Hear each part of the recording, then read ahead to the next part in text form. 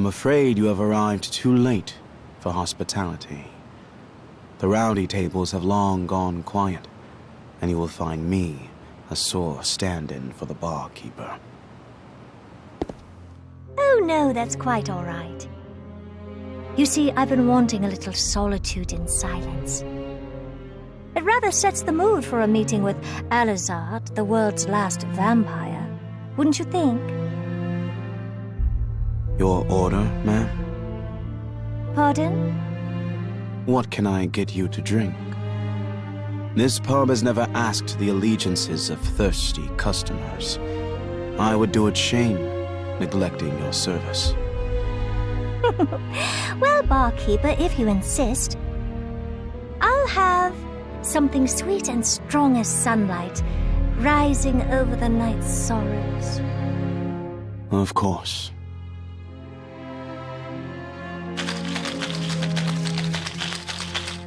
Your drink, ma'am.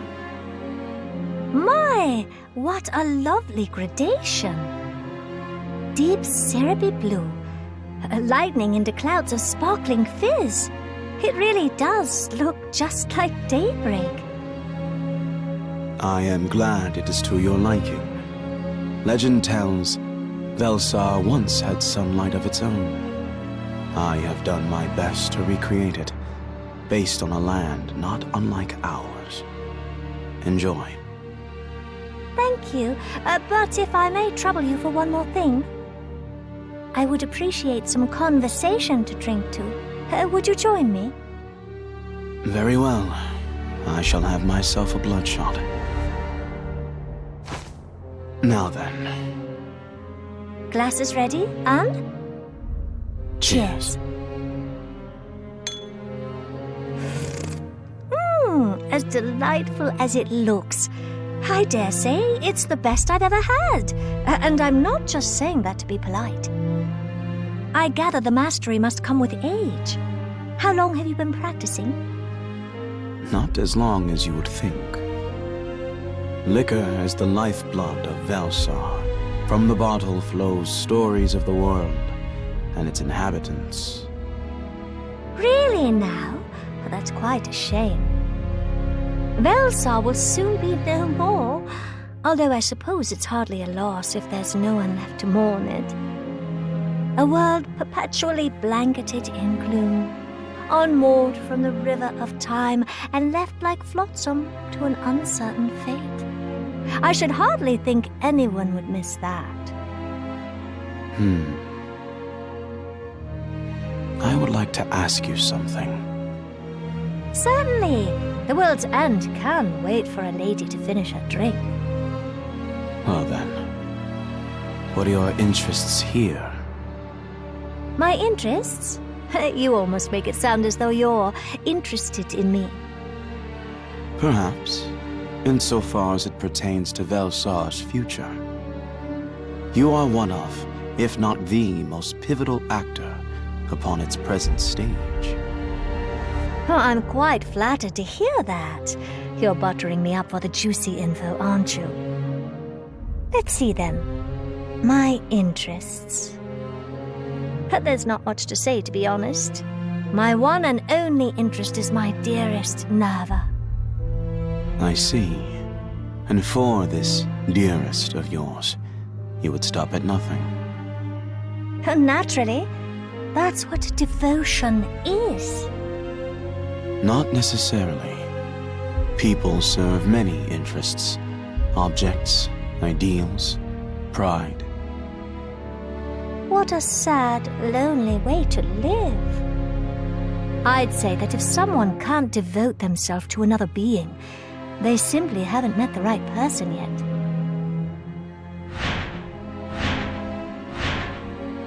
There may be some truth to that. Yes, there is no greater joy than love, and no greater sorrow than a love unfulfilled. So you see, that's why I cannot lose. I am inspired by a fear more potent than any. I do not doubt that. You've more than proven your resolve. Your plans were executed with chilling patience and precision. You took on a world of beasts and bastards, alone. And alone, you felled them. Almost like... a hero, don't you think? Oh, a hero! Me! And what name shall the legends sing?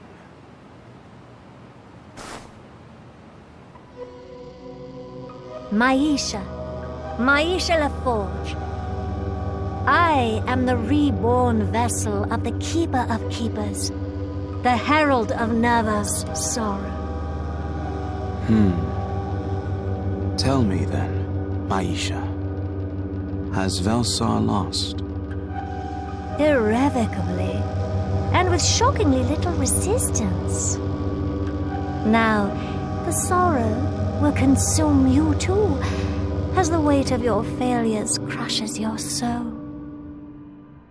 You made a patchwork mess of this world to fabricate a fate that should not have been.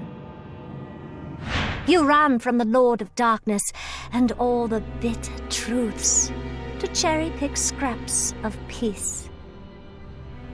And now the time has come to pay your tab. A happy Vellsar never should have existed, so you really can't complain that it's being purged. Does the fault lie with the world, or with us? Either way, it's much too late to be pointing fingers. No one individual called for your broken world's purgation. It simply happened to be in Nerva's reach. Her personal will, backed by peerless power. And what a wondrous thing it is to wield. Even the world's greatest heroes were no match. Why, the nine-tailed fox, the sword-bound spirit, the fiery dragon lord. They gave in to despair just as easily as the rest. The only one left to succumb is you, last of the vampires, and last inhabitant of Vellsar. There's no sense clinging to a broken, empty world. Wouldn't you rather rest with all your companions? I'll let you join them as soon as we've finished our drinks.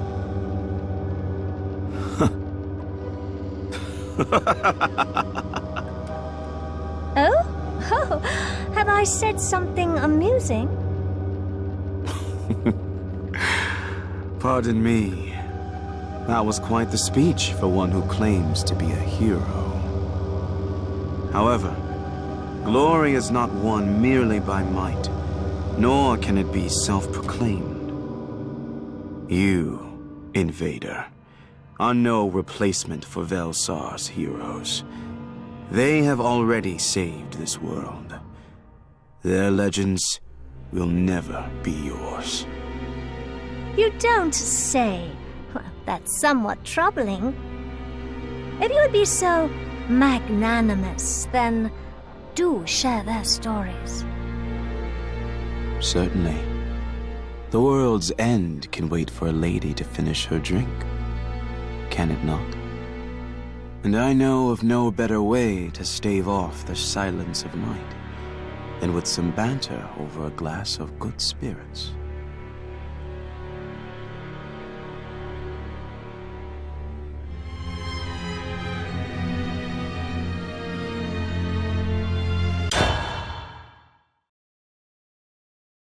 Stuff appears out of nowhere all the time. A fox should know that better than anyone. Like fire from flint, or a fox's illusions, or friendship in unexpected places. You never know what life's gonna throw at you next, so you have to be ready for anything. I know that. I really do. But this time, there's no way anyone could have predicted this.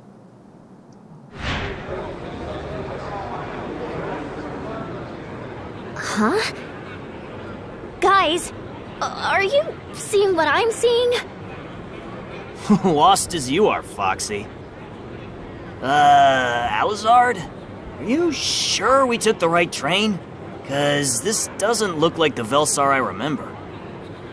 As I recall, Reveil and Vellsar are separated by time, not space. This should be the same land of darkness and war. Unless dividing the worlds in the past has altered Vellsar's present.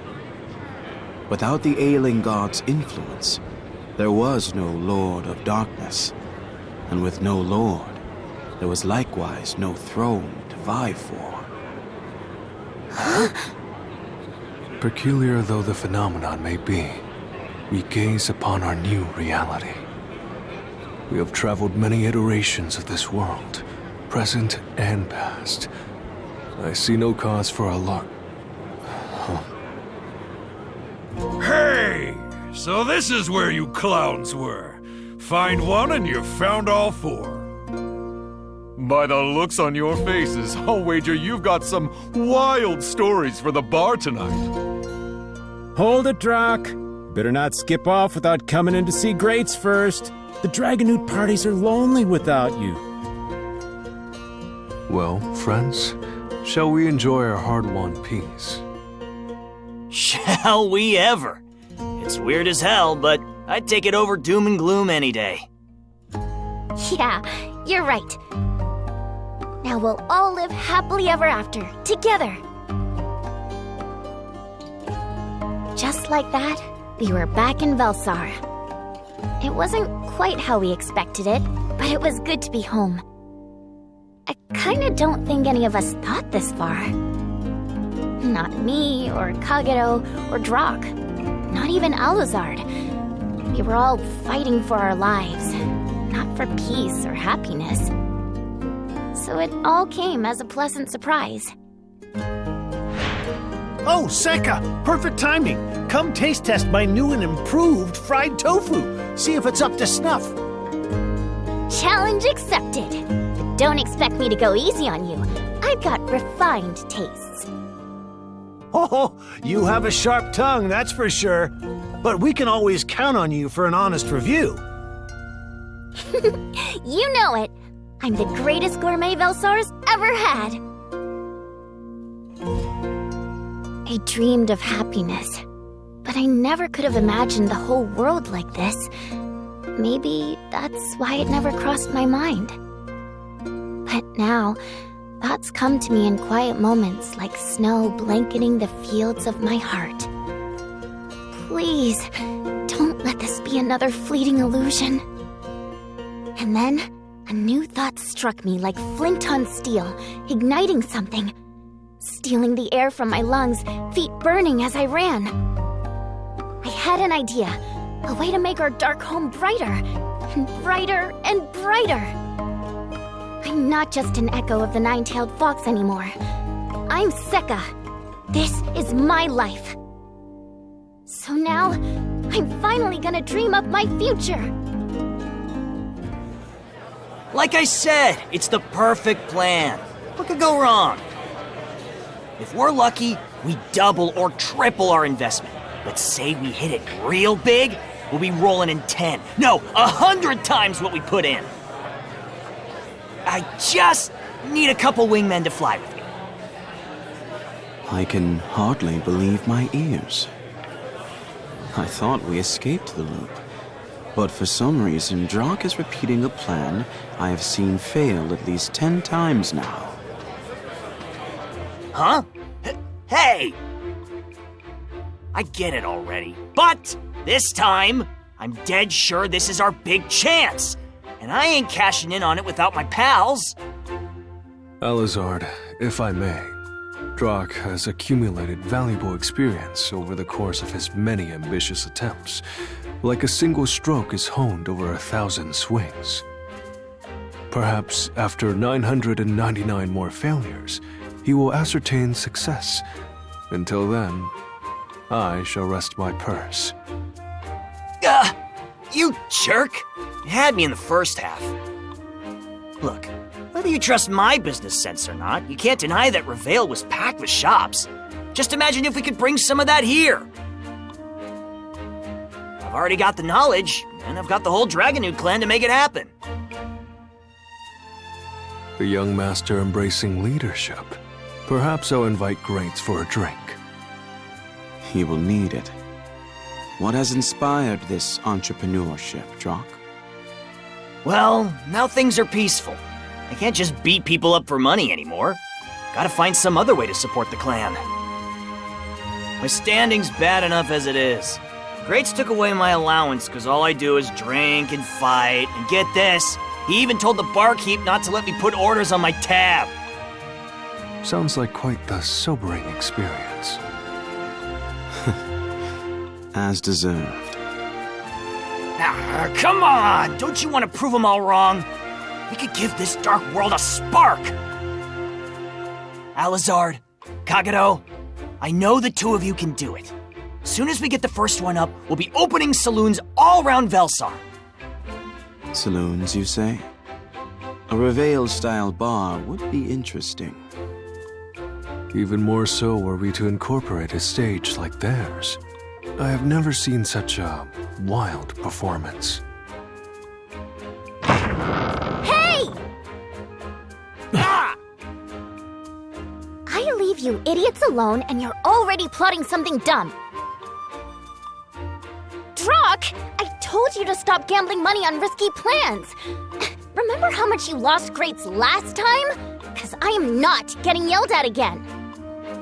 And you too. You said you were going to stop him. If the pawn shop takes Alizard's sword, that's his problem. But what if they repossess Kagero? Looks like this week's show is starting. Oh, those boys never learn. Poor little Sekka really has her hands full. She's got her head on straightest of the whole bunch. All right. You're gonna have every clan in Vellsar laughing at us. You win, Foxy. Gotta map out a route before I take off flying. I swear the saloon's a good idea, though, so I'll try running it by Greats. Now that's a safe plan. You always have fun ideas. You just need to take the time to do them right. It hurts because it's true. For real, why is the kid the most sensible one of us? I think it only natural. Foxes are known to be clever. The power of Nine Tails surely offers perception beyond Sekka's years. I guess, but that's not always a good thing. Sometimes I notice stuff no one else does, so I'm never really sure if I'm onto something or just being paranoid. Vellsar has been rather quiet. Too quiet, even. Yeah! You noticed it too? I do not boast a fox's wit, but I have observed the flow of Vellsar's streets, and I have come to know their schedules. Either of you gonna share what's so freaky about streets? They are dark and empty when they shouldn't be. The fights are gone, sure, but it's more than that. I've been noticing fewer and fewer people out walking around, and shops along the streets have been closing. Everyone's shutting themselves in at home, refusing to leave. I heard rumors that some of them haven't been seen in days. But I don't get why. It doesn't feel right. Things were finally getting better, and now this. I have to do something, just... I don't know. I don't know why they're hiding, and no one's asked for help, so... I don't want to boss people around. Ha! Huh? You were being all wishy-washy over that? Since when have you cared? Agreed. You appear to be worried over nothing. What? I thought you were gonna back me up. We do not need to. You have answered your own qualms in the past. You did not hesitate to save others before, whether they understood you or not. Why wait now?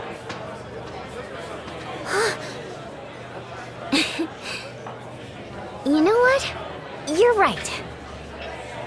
Vellsar's always been a tough place with even tougher people. Maybe they can't ask for help. Maybe they don't know how.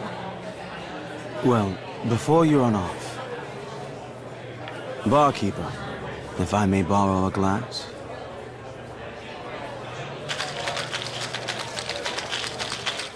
Here. To you, Sekka. Huh? Wait, this isn't milk? Are you finally letting me? Of course not. It is non-alcoholic. A fruit cocktail, blended with various juices and a spark of tonic water. And my best wishes for your endeavors to come. Thanks, Elizard. Hang on a second. Since when do you know how to mix drinks? You pick up a trick or two after the 100th loop wasting on a bar stool. I also had an enlightening chat with the barkeeper of Spurred On. Really? Damn, you keep tabs on everything. I spent too long yearning for death. I would like to do something with my life now. How was it, Sekka? Well, this might sound crazy, but drug saloon might not be a bad idea after all. I'd visit if Elizard was the one behind the bar. High praise indeed. Allow me to offer a compliment of my own. Sekka, your compassion knows no bounds. It shines forth with all the ferocity and warmth of a flame. You have saved many, and you will save more. Now go. Be the spark that brings light to this land. You bet! That's what my name means. Sekka, the flint that sparks flame. Thanks for the cocktail. I'll find what's scaring everyone and bring them all back. Fleet has a lit fuse. Seeing her worry was an unsettling thing. I am glad her confidence is restored. Yeah, and seeing as we got her permission, let's get to opening that saloon. I am kind of thirsty, so let's see what else our new barkeep's got up his sleeve. Later. Perhaps when the time is right. All right. For starters, I'll check the... Oh, whoops. Didn't mean to bump you. Oh, hey there, Sekka. Keto? Skittish as ever, huh? Hurts my old heart seeing you spook at the sight of me. I don't know what's got you so scared, but I'm not gonna eat you. Ask any of the pups. Their bro Guido's the biggest softy this side of Vellsar. If I've wronged you, just tell me and I'll right it. If you've wronged me, you... Earlier you were only half right, little fox. It doesn't matter what I want, but it also doesn't matter what you want. Fate's the only thing that matters, and it's your fate to be eaten. Accept it, Ninetails. There's no happy ending for you. Your tails are pockets of magic. If I eat them, I will gain all the power I need to change Vellsar. Yeah, if... Guess I should have said when. Now die! You haven't done anything wrong. I know it's not your fault. I just get scared over nothing. I'm sorry. Hey, none of that. It's just part of being a pup. My pack would be howling at me for hours if they saw you apologizing. A rough, tough guy like me's only scary when you're not sure whose side he's on. I've just got to show you I'm on yours. It did look like you were in a hurry, though. Anything I can help with? Oh, that's... Thanks. So basically, So you're gonna run around checking on them all? You have the pack's gratitude.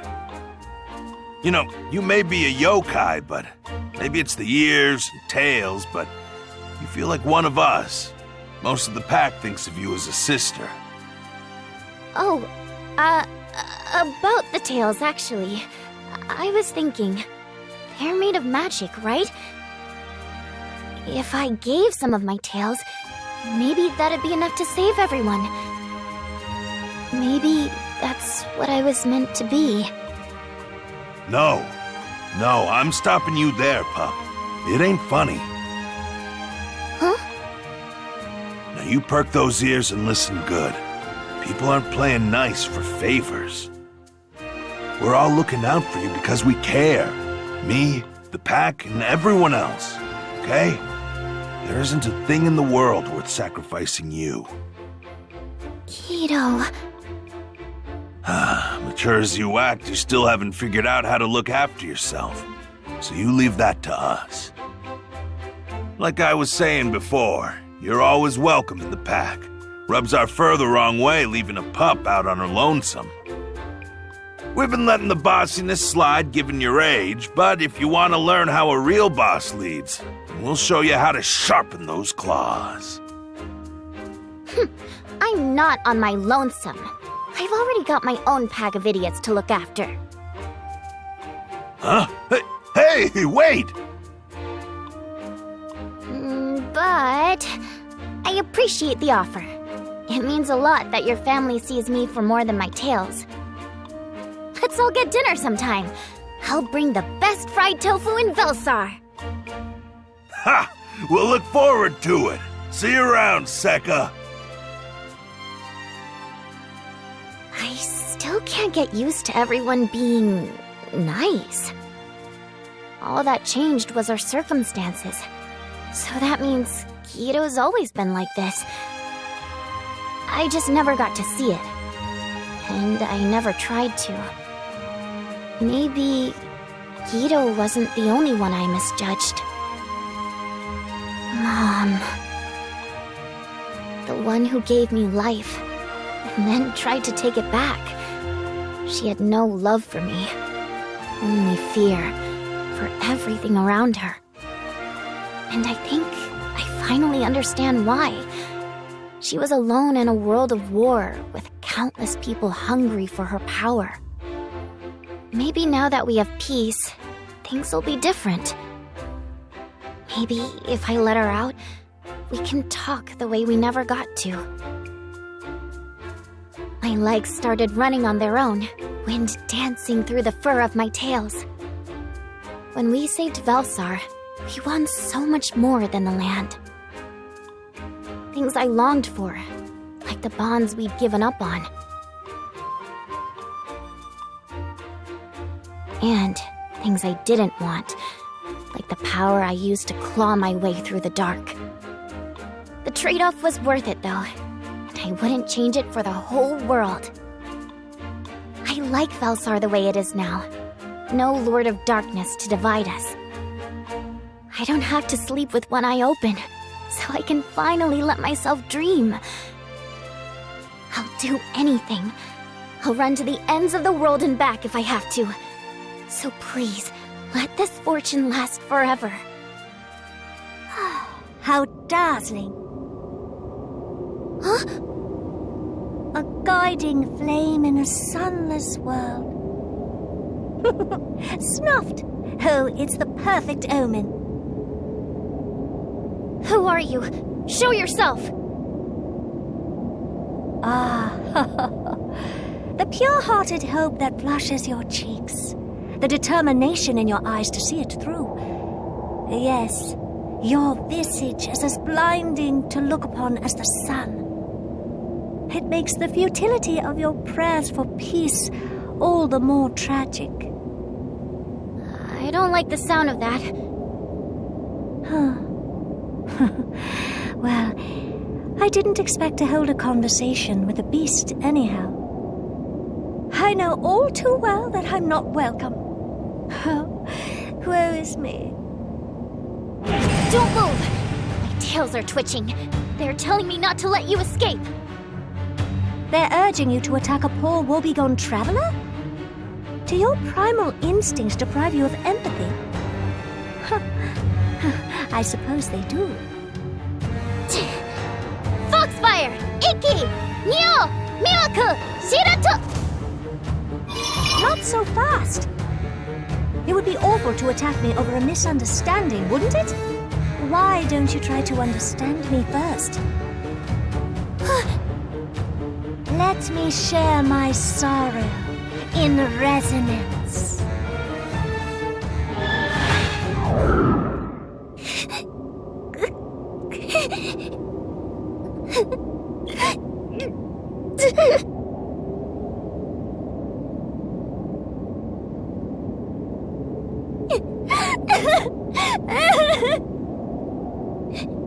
No! This isn't what I wanted!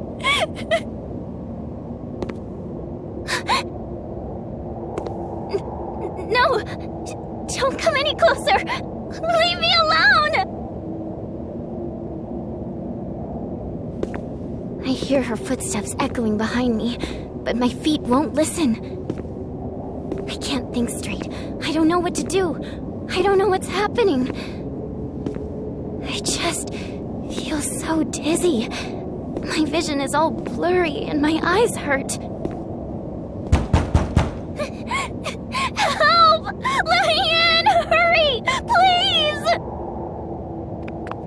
But no matter how many doors I knock on, no one cares enough to help.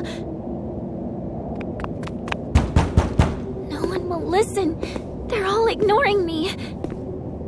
Of course they are. They're busy. I can hear them all.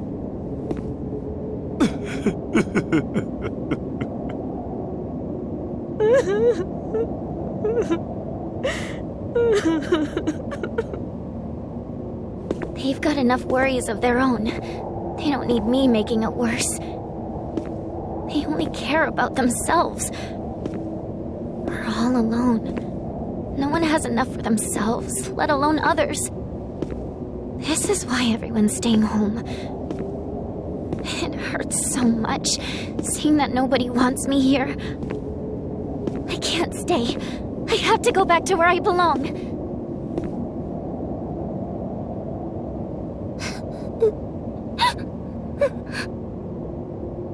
Mom? Mom? It's me. I'm here. Welcome back. You... You must be tired from all that running. The truth hurts, doesn't it? But it's okay. I understand your suffering. I'll take you in. You are part of me now, little Ninetails. And as my consciousness faded, one last thought flicked through my mind.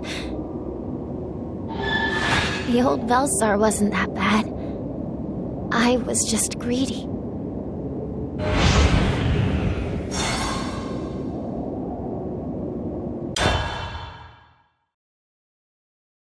Before me is a blade.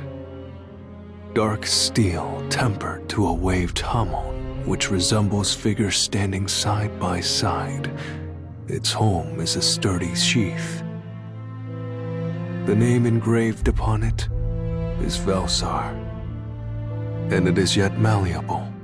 Time again, it returns to the bed of history's forge, stretched and folded by life into a wood grain of welded layers.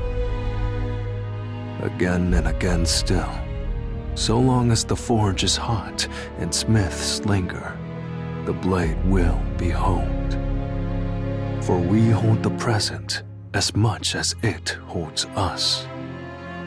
What we create here, future hands shall wield. It is an inspiring thought, comforting until it raises a concerning question. Kagero, you've always been a funny one, but... ho! Any more booze and I would have wasted myself laughing. Hey, barkeep! Another round for our jester. It was not my intention to amuse.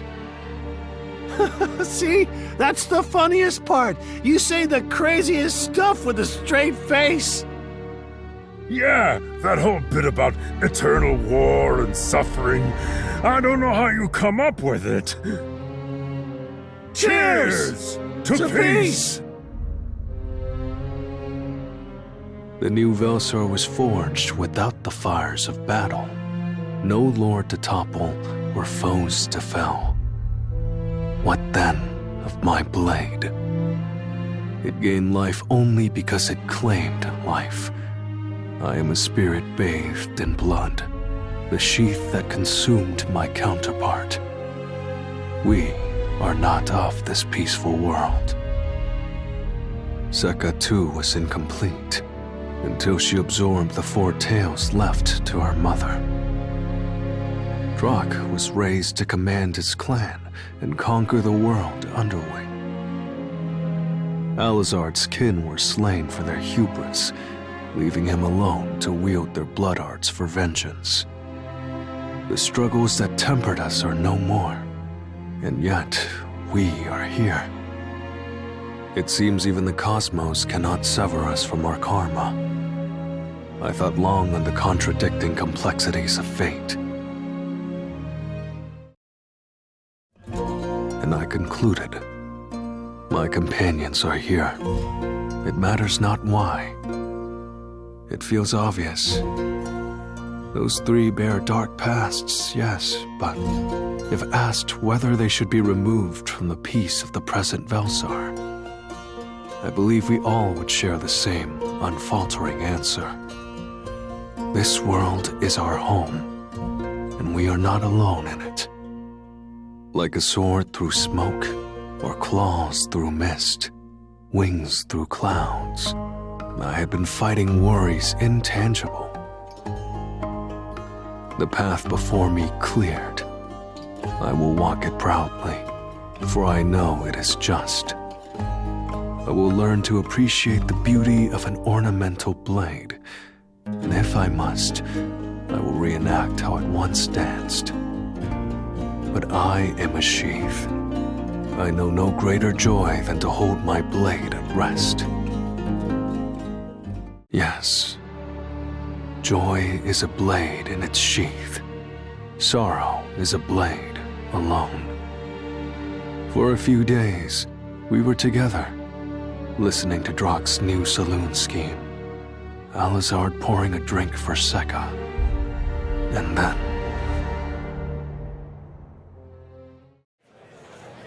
Hey, you hear the news? You mean the rumors? I wish I hadn't. Ghost stories everywhere these days. Yeah, well, it got worse. Someone went to check on her brother, but when she got there... There wasn't anyone left to check on, right? But the scariest thing is, he hadn't been gone long.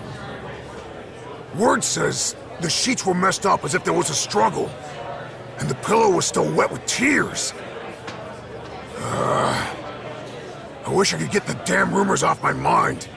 But it keeps on happening, and I haven't seen my brother in days. Hard to drink away the stress with stories like that flying around. And right when I finally got to sit down with you two. The Dragonoot clan has been busier than ever, from what I have seen. Investigating the incidents, patrolling the area. You've grown into quite the leader, young master. Call me that again, I'll put you to work with the rest of them. I already had to deal with Grates. I kid you not, he actually cried, as if I have anything else to do without my drinking buddies. Have you found any leads? Wouldn't be here griping if I had. I've got nothing. No witnesses, no suspects, no signs of the victims or where they went. I was hoping one of you had more luck. But going by the looks on your faces, nothing on your end either, huh? My deepest apologies. There is only so much we can accomplish without numbers or experience. Which is why I believe we should recruit the aid of experienced trackers. Hey there. You stooges holding up okay? Okay enough. How about you, Guido? Looks like you've got quite the party planned. Bringing half the pack with you. Are the werewolves surrounding the place coming in? Or is it just you 9?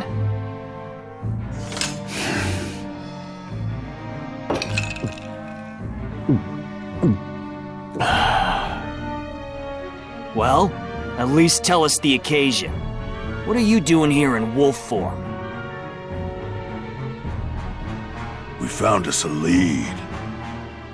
In a lonely alley out in the fringes. We found traces of Sekka's blood. In the mood to listen now? We found slashes in the ground near the bloodstains. Sharp slices made by a bladed weapon. It'd take a hell of a lot of strength to do that. I only know of 2 swordsmen capable. And wouldn't you know, they're both at this table. Alizard with his blood arts, and Kagero with his phantom blade. And how certain are you that the blood is Sekka's? I confirmed it myself. If you can't trust a wolf's nose, I'll take you over to check for yourself, vampire. Blood's your specialty, isn't it? Take it for power, or give your own for control. Tales of your kind keep the bad pups in line. Man, I thought I picked the dumbest bar fights in Vellsar. You've got me beat. Say we did it again. I dare you. Look, kid, I'm not bringing this up because I want to. I know damn well you 3 could take down the pack easy. You could probably take the whole world if you wanted. Then why have you come to confront us?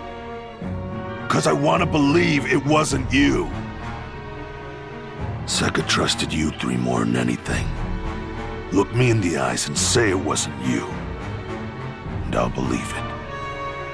So, you already had your answer, and you're just making a show of grilling us to look busy. Being a leader sure is tough. You're the last person I want to hear that from. You're gonna make Grades cry, and I'm gonna have to listen to him rambling about where he went wrong. Anyways, Alizard, Kagero. Did either of you do it? Of course not. I do not wish to see her blood on my blade ever again. I swear you talk like that on purpose. But all right, not Alizard. How about you, Kagero? Hang on. No, don't you dare say it was you. Wait, you don't mean it was him again, do you? I cannot be certain. Before me is a blade. It is possessed by 2 halves, 2 opposite yet intertwined souls. Kagero, spirit of the blade's sheath, and Tsukikage, spirit of the blade's steel. Our consciousnesses were once separate. When one woke, the other slept, unaware of the other's actions. Tsukikage spent his waking moments enraptured by the art of battle. Carved Vellsar's people and painted the dim streets a vibrant red. All with the body we shared until our division and reconciliation. Within my sheath is a blade. It has not been long since our spirits rejoined as one. I am uncertain to what extent his will remains. Therefore, it is with my deepest apologies that I must say, I cannot claim innocence with certainty. All right. Here's an idea. I'll assign you a couple guards, and you'll stay put here in the bar. Frustrating as it may be, it'll be easiest to clear your name if you've got an alibi next time someone goes missing. Understood. I'm most grateful for your patience and sympathy. Great. Now it's go time. Drock, Alizard, you two are coming with me. Let's get to the bottom of this together. Sounds good. Let's swing by my place first, though, so Grates doesn't bust a nerve. I also have no objections. My blood arts are yours. But if I may, I need some time to prepare. How long? Just a moment. A small courtesy before we embark.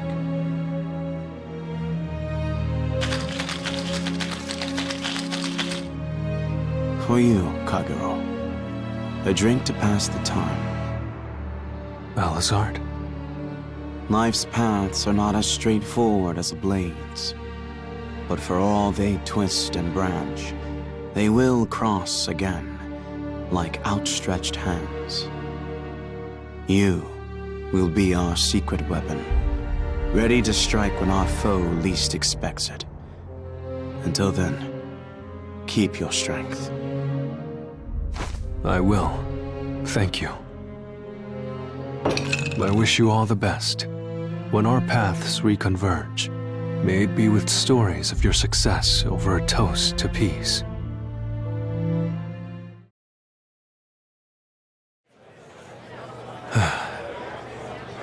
Perhaps solitude is best enjoyed in moderation. I do not recall it affecting me so strongly last I tasted it. Yet now, I feel myself succumbing to notes of sorrow and loneliness. I've grown soft. What would you say if you saw me this week? Tsukikage, my shadow. If I were to guess. Foolish Kagero, we are demons of the blade. Our art is writ in arcs of blood and ends in deathly silence. You will always be an instrument of grief.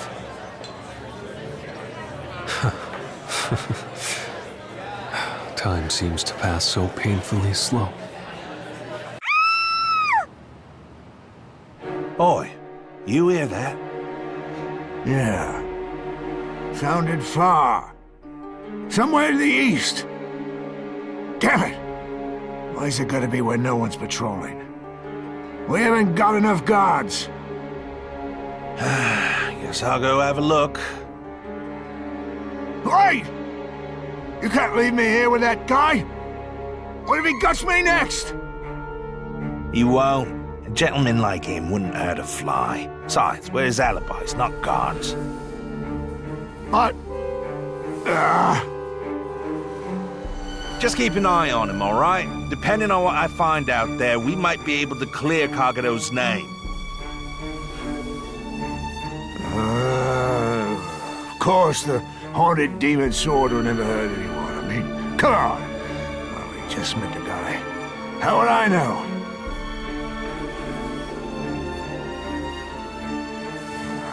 Oh, come on, come on. How long's it gonna take him? My nerves can't handle this. I need a drink. Ah! Huh. Wait. That wasn't him, was it? No way. You've got me kidding. What do? I'll have to go help, but if he can't handle it, I don't stand a chance. Pardon me. What do you think you're doing? Stay back? I would be happy to provide backup, if you so require. No, we're staying. Right here at our post. I'm sure he's fine on his own. Yeah. Listen! No! You know what must be done.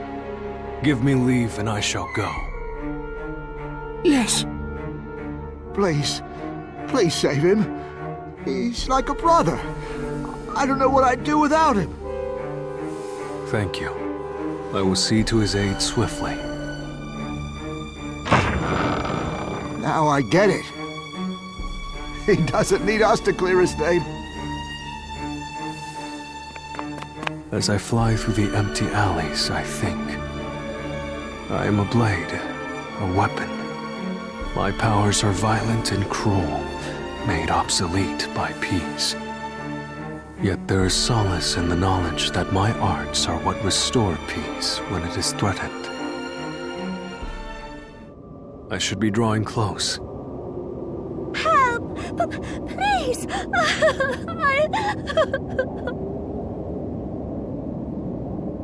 You must be the woman we heard. Would you share what happened?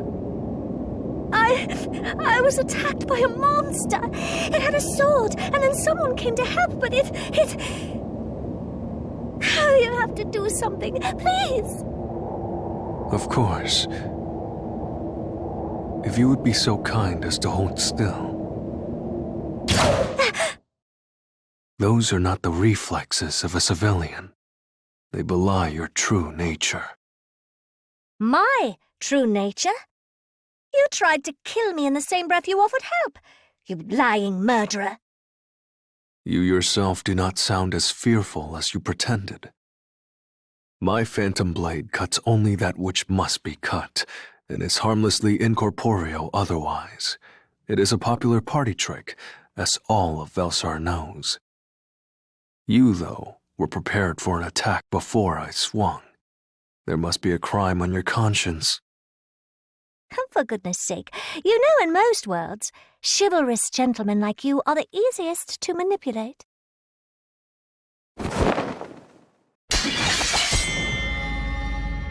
I suppose you must be more sword than man. In any case, it is a relief to know there was no civilian at peril here. Now, I must ask. The ground is stained with werewolf blood. What have you done to him? Not to worry, dear. He's alive and kicking. He's helping me now, even as we speak. I see. Your words give me confidence. I am now certain beyond doubt that you must be stopped. I'm delighted we're on the same page. We fight on opposite sides. You the world's defense, and me the offense. As one blade master to another, shall we have ourselves a duel? If you win, I'll give you back the wolf and the foxling. I accept, and I will hold you to those words. I will save the details for after I've disarmed you. If you are prepared, let our duel begin. I ready the art of my partner, adapted by my study, our ultimate technique, art of rejuvenation. Footwork so swift the foe is left paralyzed, followed by 2 swift cuts. Without knowledge of the trick behind art of decay, even a god would falter before the blinding speed of rejuvenation. However, let me share my sorrow in resonance. The delicate maneuver fails, undelivered, intercepted at its first step.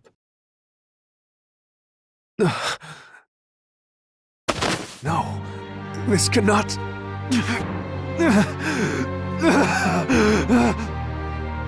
Oh, you poor thing. A grown adult's sobs certainly are an ugly thing to hear. Sucker's tears were much sweeter.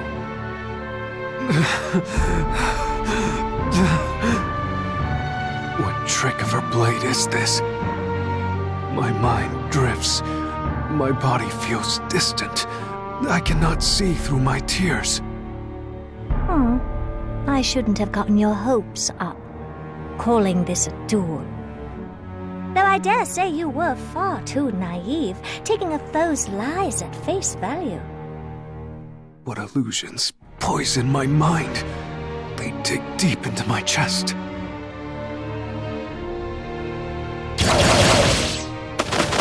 No, I yield. I don't want to hurt them.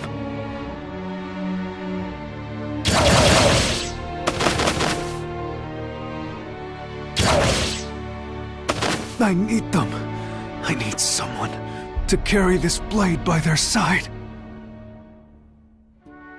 It hurts, doesn't it? You can't conquer your own thoughts, let alone get up and fight me.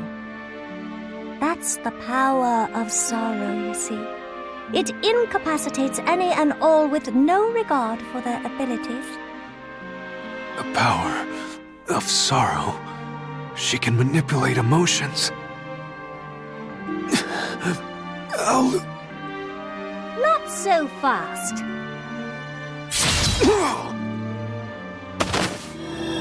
I can't have you spoiling things with hints now. Unlike your world-famous party trick, knowing my methods won't save anyone. But, well, it doesn't hurt to be cautious.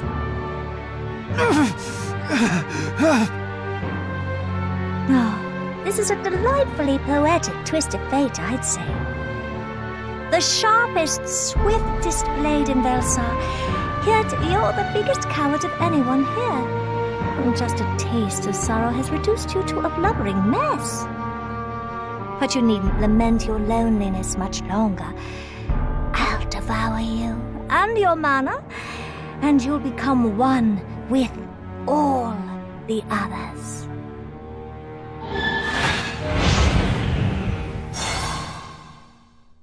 Shadows engulf me, and I am swallowed by the void.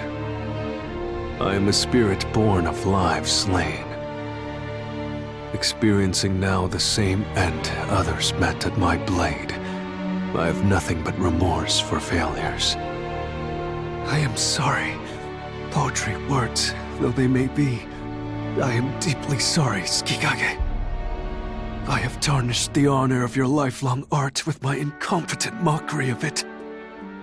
To sully the blade sleeping within, the sheath can know no greater shame.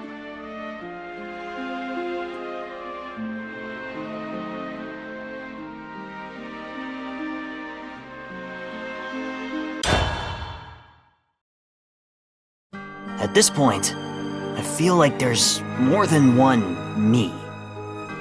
There's me right here. There's also the me that was running the loop in old Vellsar. And the me that used to be a dumbass kid. We've got some similarities, sure, but we lived in completely different worlds. And it changed us. If Kid Drock saw deadbeat Drock ditching his dreams, he'd be pissed. And if they saw me fighting to make those dreams happen, I bet they'd be surprised. And when I'm as old as Greats or Pops, I'll probably be laughing at how dumb current me used to be. I guess that's what growing up is. You make a new you to fit your new life. You try stuff, and your tastes change. I think I like it that way. If nothing's permanent, then someday, the dark clouds over our sky will clear. There's so much to look forward to, so I'm not running from the future anymore. I'm not afraid to change, and you want to know why? Because there'll always be ashes under the embers. The guy I was is powering who I am. No matter how many times I pass the torch, I've got the same flame burning in me to get out there and fly. That's all it comes down to, you know? The stuff that doesn't change. The core of what makes me Drock. In the end, that's what's truly important. I'm not who I used to be, but imagine you line my past selves up and ask them all a question. Young master, some ruffian has gone and hurt your friends. What should we do? Every single Drock could give you the same answer. Make 'em pay! Believe me, whoever messed with Sekka and Kagero, they're going down. Young master, look at this.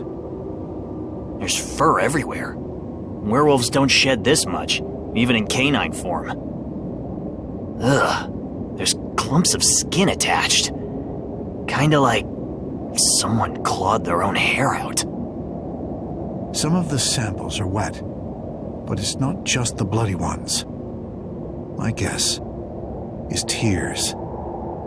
They must have been crying, frantically pulling their hair out as they ran. And then... The trail goes completely cold here. Why's it stop so suddenly? Even if someone picked him up and flew off, there should be a trace of something. I'm going to start losing my mind. We've received countless reports of depressive acts, and they're growing darker by the day. People going missing, left and right, without even a hint of where they went, or why. Just what is going on? Someone's picking a fight. I bet they think they're real smug, leading us around on wild goose chases. But I'll find them. You sound just like your old man did back in the day. Yeah. Now, give me an update. How much of the Allied team is left? We've still got most of the support members, but battle-ready forces, we're down to about 50 heads. 50? You're telling me out of all the clans combined, that's all we've got? Vellsar's starting to feel real empty. I know. But the wolves were a mess after losing Guido. And the yokai didn't have a leader in the first place. If you hadn't stepped up, I dare say, we'd have lost them all. You know, no pressure, but I'll do what I can. Keep recruiting. Tell him Drock needs everyone on the lookout for the invader.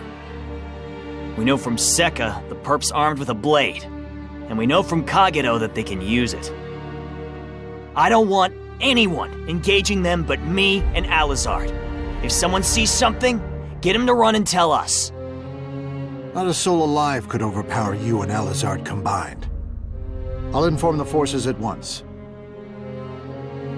Before you run off, I've got one more job for you. Got it? Vellsar's fate is on the line, and you're in charge of the key. Young master, Are you certain? Do you understand what you're saying? It's too risky. And besides, you and Alizard should be more than strong enough on your own.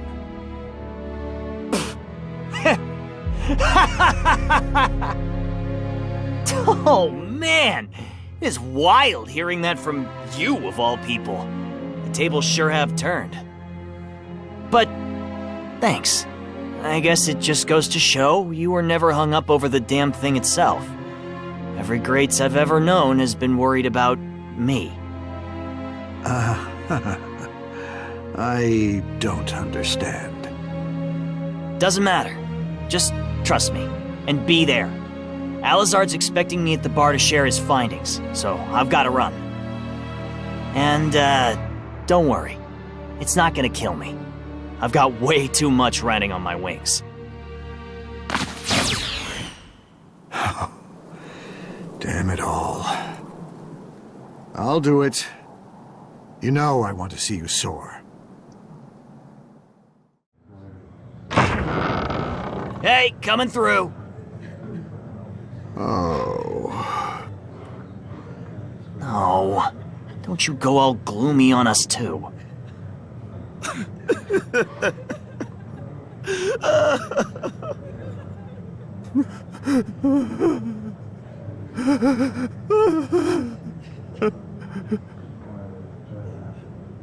You hear those guys? That's the way you've got to keep it together. You're their only comfort. If the bar goes down, everyone's going down with you.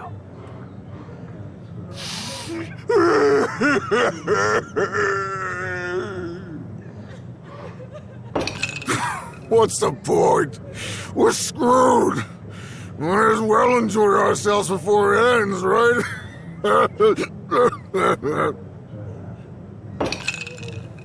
Let's see. The shelves are still stocked, at least, but we're gonna need a sub for the barkeep. Welcome. Are you going to order something? Ha ha, very funny. Or, wait. Are you serious? The barkeeper is incapacitated, and the clientele are in no state to help themselves. I have a long history with the place, and owe it at least this much. Any other questions, or are you ready to order? If you insist, grab me a plate of something and a glass of whatever. Think I've got an idea to liven stuff up, but I could use someone to run it by first. Your order, Drock? First, a plate of gizzards, modestly spiced in Spurred On's house style. Modestly? They smell like they're gonna have me breathing fire. Oh? I thought you liked spice. Is it too much for our little prince to handle? I can handle a lot of spice, thanks. You're crazy though, man. Well, you will have this to wash it down. That cocktail I promised you the other day. I modeled it after the sunset we saw in Reveil. Fiery light over a darkened sky. I understood then why it calls you so. Gee, barkeep, woo me more. Is there mana in this? How? Wait, I get it now. So that's why you were being so deep about the signature cocktails. Put a lot of yourself into developing these, huh? You could tell from the start, couldn't you? That we were dealing with someone from another world. This is why I made you wait until last. I doubted the other two would notice, but you know the drinks here as well as the barkeeper. You and me both. And here I was, afraid of how you would react. I expected more, you know, screaming or threats. What do you take me for? I know how much they mean to you. Sekka, Kagero, all of Vellsar. If this is what it takes to protect them, do it. I just wish you didn't have to set it up all alone. Enough. Be quiet and eat before it goes cold. Yeah. Just thinking out loud because someone's too shy to say it himself. So, basically, this is like what happened to Reveil, right? Similar, yes. A keeper is interfering with Vellsar. A power not of this world is ravaging it. If we fail to act, she will purge all existence. I must thank our elven friend Arisa for imparting her knowledge. Oh yeah! She said she'd chase keepers to all kinds of worlds, right? Real humble, too. She made it sound like running errands. I gather she is not humble so much as she is acclimated to the concept.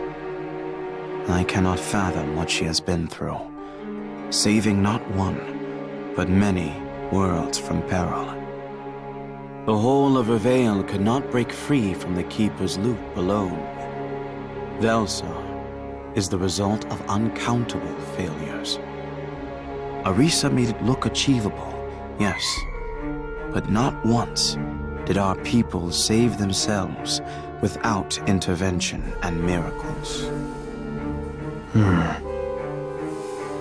I am afraid, Drock. I am so used to simply doing everything over when I inevitably fail. But this time, I only have one chance. And I am not certain I've used it wisely. I knowingly sent Sekka and Kagero straight to the invader. What if my plan fails? I finally got everything I spent lifetimes without, and I sent them to their doom. Now, more than ever, I must stand strong. But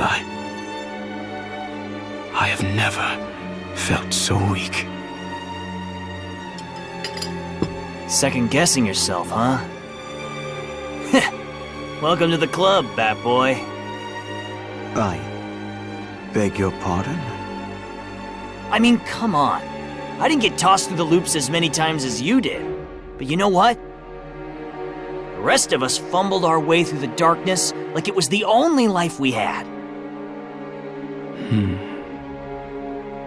Me, Sekka, Kagero, and now you. You finally broke out of the loop. So remember the past, look forward to the future, and most importantly, live the life you've got here and now. You can do it. It's just taking a little getting used to. Think back to your very first life, when it was just you versus the world. I bet you fought each day with everything you had.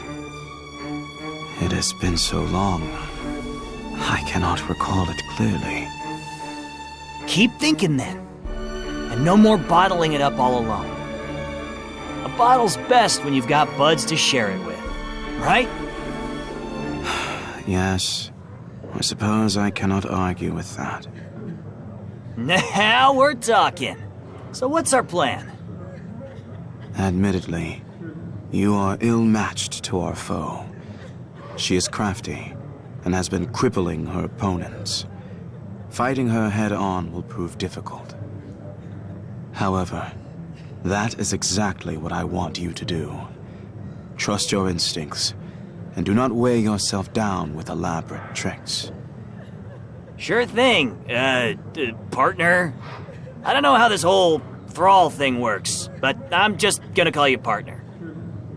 We can skip the details of the pact or whatever.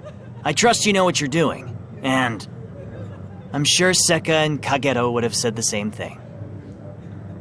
I know. I would say the same, were it me in their place. Hey, one other thing.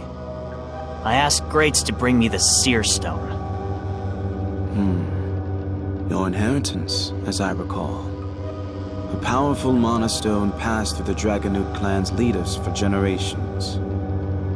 You have seen what its fires can do, and what it takes to wield them. Yeah, it only accepts someone worthy of leading. That's the tricky part. Being the heir isn't a guarantee, and strength alone isn't enough. It judges the fire within you, and no one can really say how. Greats didn't want to let me try. Understandably, you are the clan's sole heir and strongest warrior. They cannot afford to lose you, nor can I. It's far too risky, especially given that you are not originally of this Vellsar. If you require mana, using mine would be far safer. I mixed only a small amount into your drink, but I can give you more. Back up, back up. So much for being all suave and mysterious about it. Drak, I will not deny it. The Seer Stone would be an invaluable asset not only for the fight, but also for certain plans I have after. If it fails, though, the plan will be for naught, and you will die. In vain. If it fails. You said earlier that we don't stand a chance against the Keeper without a miracle, right? Realistically speaking, yes.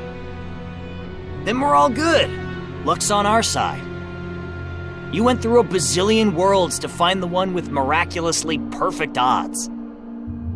All that's left for me is to follow through and protect it with all the fire in my soul. I'll be a pile of smoldering ash before I see this world end. Ah! Now that's got a kick. A taste of the fire in you. Thanks. Now, I'm gonna go crush that fight. Before you go, tell me. What? More life advice? What makes me so cool? Certainly not. I am merely curious why you have accepted the Seer Stone. You always avoided your commitments to the clan. Why do you think? I am their leader now. My friends are in danger, so I'm gonna do everything I can to save them. Besides, I'm stronger now. One little rock isn't gonna weigh my wings down. I have my answer. Life advice, and an idea of what makes you cool. What can I say? I've got it all. Also, that cocktail was pretty good. I'd say you're a better bartender than drunk, so give that saloon plan a good hard think while you wait for me. I'll make every endeavor. We will meet again, my dear friend.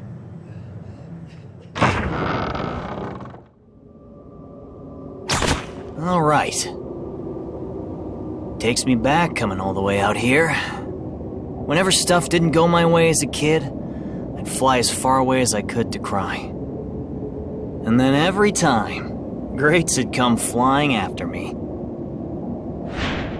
There you are. Come on, we're going home.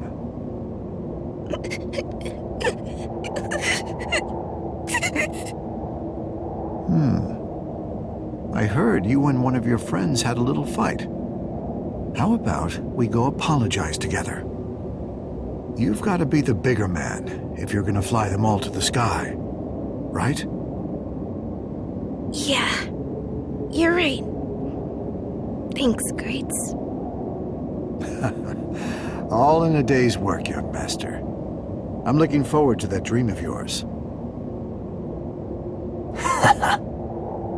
I know we're fighting the end of the world and all, but man, this place hasn't changed.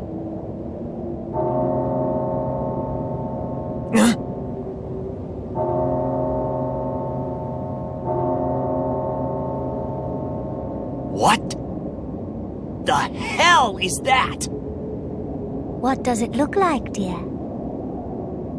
That is the beginning of the end.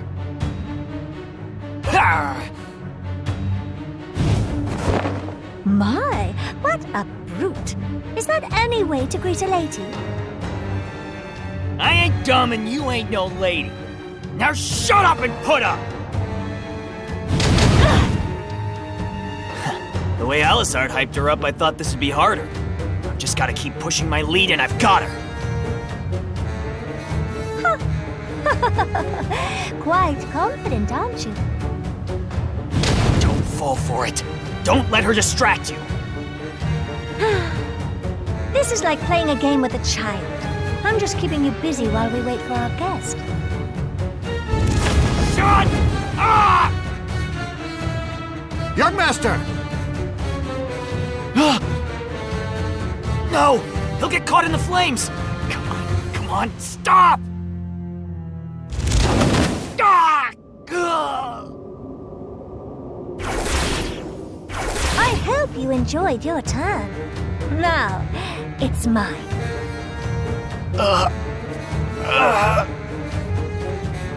Young master, how dare you?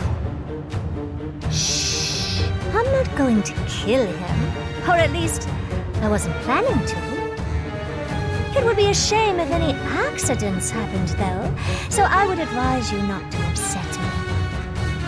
Now, out of curiosity, what's worth more to you? That rock, or this boy's life? I know all about your Seer Stone. I made sure to study every inch of Vellsar and its inhabitants. Because I'm just a pathetically weak human who's failed one too many times, and I'm not taking any more chances. Hand the stone over, please. Damn it! This was a trap, and I charged straight in. Great. Take the stone and run. I said go! Don't you dare hesitate. You always said the fate of the clan, our pride, matters most. I can't. Forgive me, Drock. Forgive me, Master. I'm not as strong as you. I appreciate your resolution.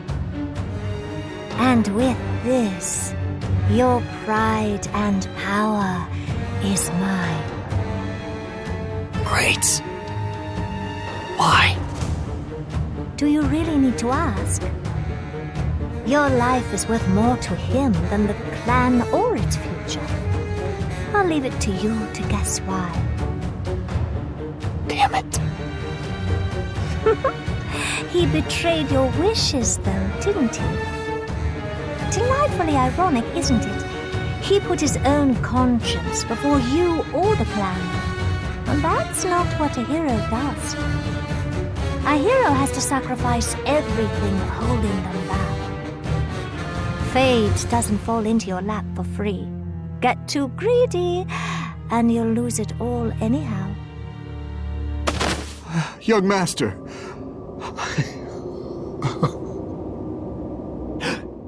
What do you mean, lose it all anyhow?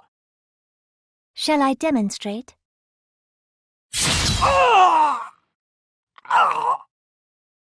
Drock! No! No! Oh! Please. I've already lost my companions. Our late master. No more. Don't leave me here alone.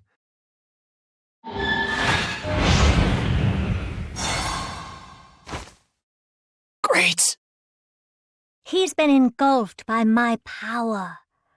Nervous sorrow. The first stage of infection is resonance. People near me link to my sorrow sympathetically. I use that to give them the isolation I suffered. Definitive separation from anyone who gave them meaning. Then...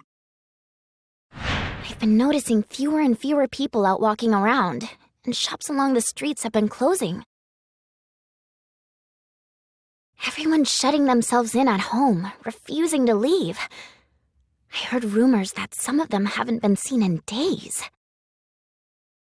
You mean, even the shut-in cases were you? Me indeed. Emotions truly are a powerful motivator. Especially when sorrow hits them suddenly. The thoughts are so overwhelming their bodies simply shut down.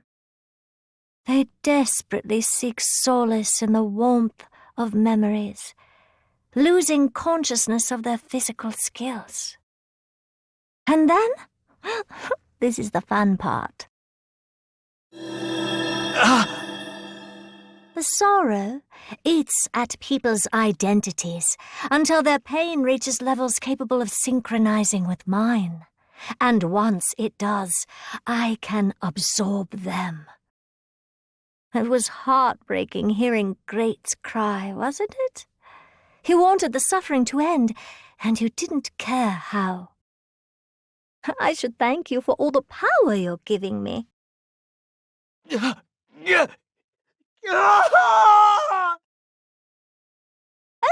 I almost forgot. Before you succumb, let me have a taste of your seer stone.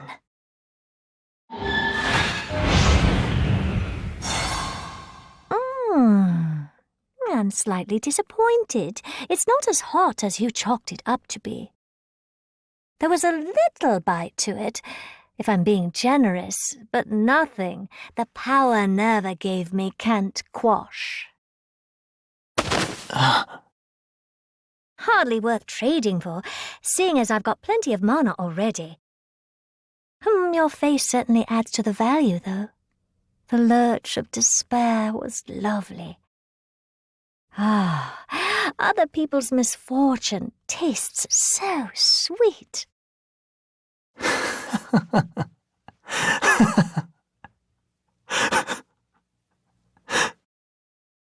Sorry, Alizard. I'm counting on you.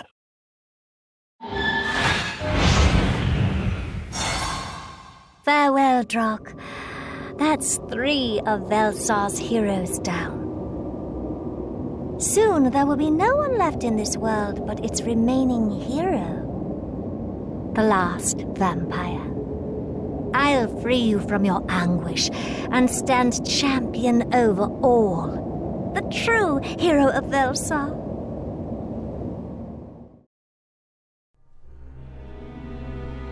I believe that catches us up to the present circumstances. With the losses of Sekka, Kagero, and Drak, their respective clans lost hope. Your sorrow engulfed them, and now the world is empty, but for you and I. Even hearing your deeds, allow me to reiterate. Maisha LaForge, you are an invader. You are no replacement for Vellsar's heroes. They have already saved this world, whether you recognize it or not. I'm feeling gracious, so you're welcome to deny my victory if that brings you some bleak hope. But reality's waiting for you at the bottom of the glass. You can't cross worlds, so your only options are solitude or surrender. I dare say I have my hands full enough with this world's iterations. I do not particularly wish to cross into another. Is that not proof enough of the difference in scale? Nava isn't complacent with settling for a handful of worlds. No, she aims for what lies beyond. And this time, I will help her reach it. The godless land of night will fall to sorrow and become a lifeless void. A sacrifice to bolster Nava's command. Command of what, exactly? There will be no one left to control. You don't understand how many worlds there are. It's an honor that she picked a scrap like this from the slough. Weep tears of gratitude, for she has allowed a blood-sucking beast like you the redemption of sacrifice. You are devout, if nothing else. To infect and absorb Vellsar's residents one by one. Your patience is staggering. I learned from experience. Get too hasty, and all the time spent preparing is wasted. Moreover, the strength of a team is not necessarily the sum of its parts. Vellsar, in particular, is a tangled mess of fates, and I didn't want any unwelcome surprises. I made sure to unravel the knot one thread at a time and clip them away. And what would you know? It's far easier picking off lonely souls than it is fighting a united force. I'll admit, I didn't understand the power in partnerships before. But the experience showed me just how valuable my bond with Nava is. I'll have her with me, while everyone else suffers alone. Now that is an intriguing claim. You mean to say that you and the Keeper are partners, fighting side by side? Don't be ridiculous. Nava and me, side by side? Absolutely not. What do you take her for? Some measly goddess? She exists in a realm beyond divines and their petty prayer contracts. We mortals cannot so much as imagine how far from reach she is. Nava knows no match. In other words, you are woefully and definitively separated from the source of your power. A partnership would necessitate mutual understanding, which a mortal lifespan cannot scratch the surface of. Exactly. Human as I am, I have no place at her side. Even as a vessel, my body can only store the smallest fraction of her might.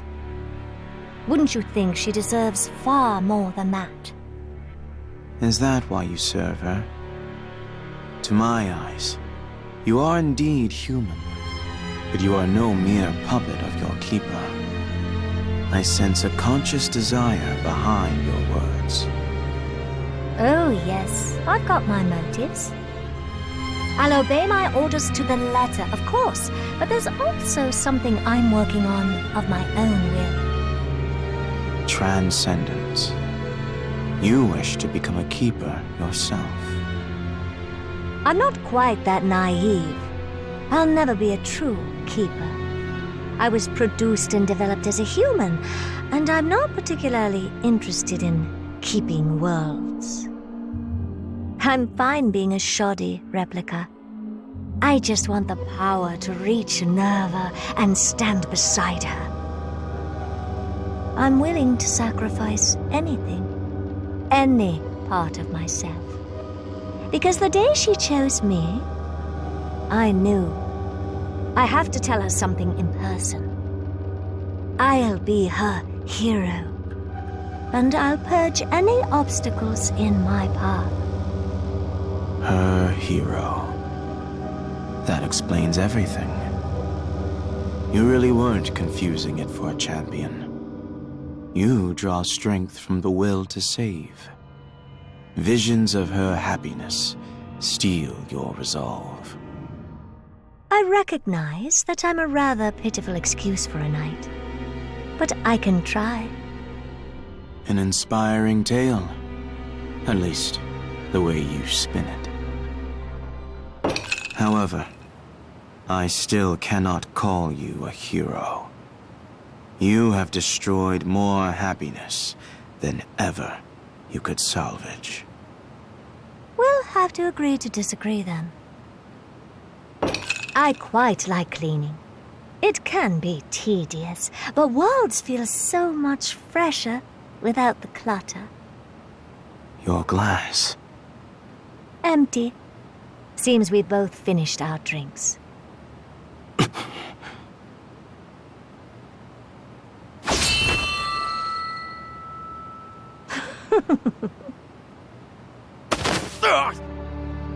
It was a good attempt, Elisard. Oh, I heard about Vellsar's bloodshots. They're notoriously strong, thanks to the kick of mana that quality blood gives. The spirit would usually bring anyone to their knees, but,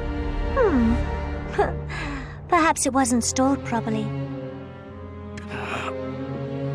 What did you... Is this... poison? I warned you. I'm not letting you rely on other people's power. I've been visiting the tavern to contaminate your bloodshot reserves with my own mana.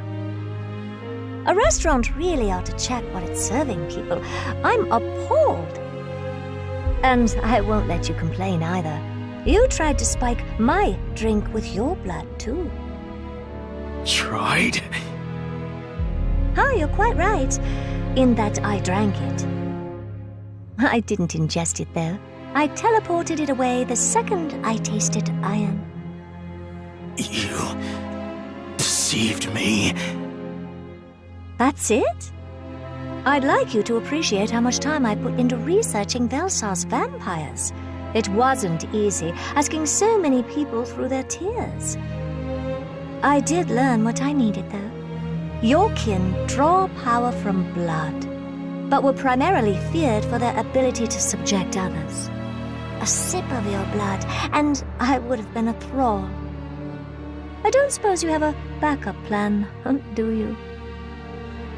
You had a head start. You had begun spreading sorrow long before I noticed you'd arrived.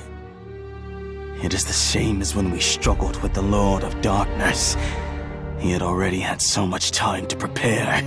Normal means could not fill the gap. So, you decided to play a dirty trick on me. You bided your time while society crumbled around you, all for a last-ditch effort that failed. Oh, it's the perfect end for the vampire's lone survivor. But your loving vengeance doesn't taste so sweet now, does it? You're used to failure by now, surely. The world must have gotten tired of giving you chances. All the signs were there. The fact that I didn't try to absorb your power should have at least tipped you off. I can still fight. One more chance is all I need. Well, the game's already ended. We finished our drinks. And now we bid our goodbyes.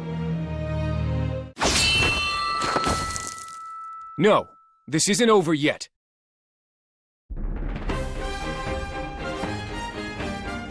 The world belongs to its inhabitants. No matter its past or present hardships, Vellsar's people can still choose its future. I swear, I'll defend their decision. You're a little late for that, aren't you? Spare us the speech. It grieves me that we could not prevent the tragedies that befell this land. I know all too well the depths of despair. If I can save even but one survivor from it, I will endeavor to spread hope's light.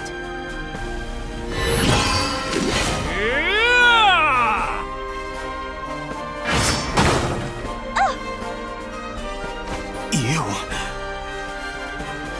two are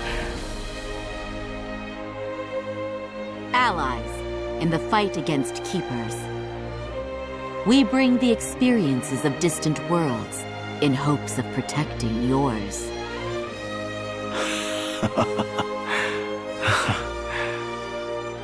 A miracle in the world's darkest hour. Drak, you were right. Luck hasn't left us.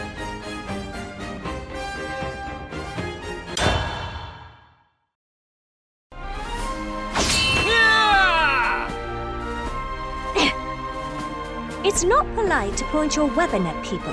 That thing is made for monsters. Believe me, I'd rather be fighting a monster too. Maisha LaForge, Scourge of Isunia, your cruelty is far greater than any beast or dragon. Before you go jumping to any conclusions, I'm the one fighting to restore peace. This land was plagued by terrific monsters, and that vampire you spared is their champion. He's nearly ruined every... Enough! I'm not that gullible. If his foe is mine, my spear is his. What if I've changed my ways? Maybe I'm telling the truth. Your poker face isn't as good as you think it is.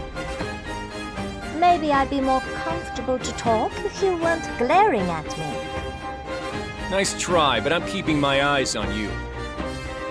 Last we met, you had to rely on the power within Isunia's swords. If you can accomplish this much destruction alone now, I can't afford to let down my guard. Yes, I'm glad you noticed. I worked very hard to accumulate this power. I was so weak when I arrived, I would have struggled to take down Guido. But I persevered. The other 3 vessels of emotion far outclassed me, and I couldn't have that. I won't ever let Nerva down again. You have some explaining to do yourself. You weren't anywhere near so powerful when we met in Isunia. After that, I faced a struggle that spanned worlds. I made invaluable bonds and learned to accept my gravest failures. I stand before you a changed man. As commander of the Alistair Dragonbane expedition, I will enact justice swiftly and surely. What am I to do? This wasn't in my plans. Not 1, but 2 more heroes to absorb? What a treat! With such world-class strength, My epic is sure to grow longer yet. Is that all a hero is to you? A title for the strongest?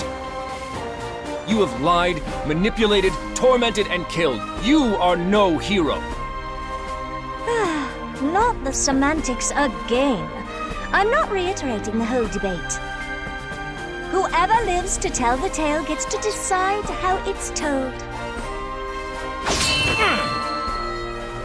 We may not agree on what a hero is, but we all know what a hero isn't. No matter the world or age or the accomplishments made along the way, the losers are never heroes. They don't get a medal for trying. No, they're expended and forgotten. Heroes are remembered because they're big enough for the world to see. Their voices are heard. If I fall here, that's it. My dreams end. So, I'll do the felling. Because you're either a hero on top or a nobody underfoot. No, it's not that black and white. A true hero is one who saves others, and I've seen many a hero give their lives in service.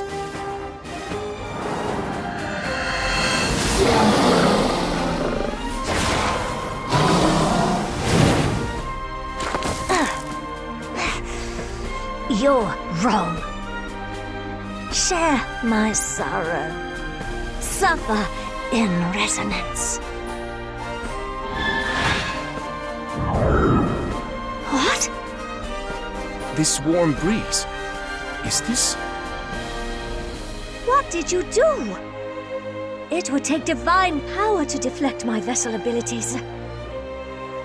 Divine power from a true hero. Thank you, Arisa. No matter the distance between us, we stand as one.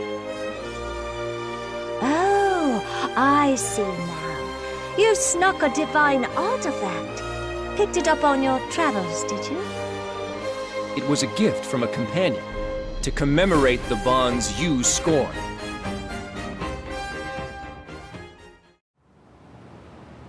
You have done more than enough, Eris.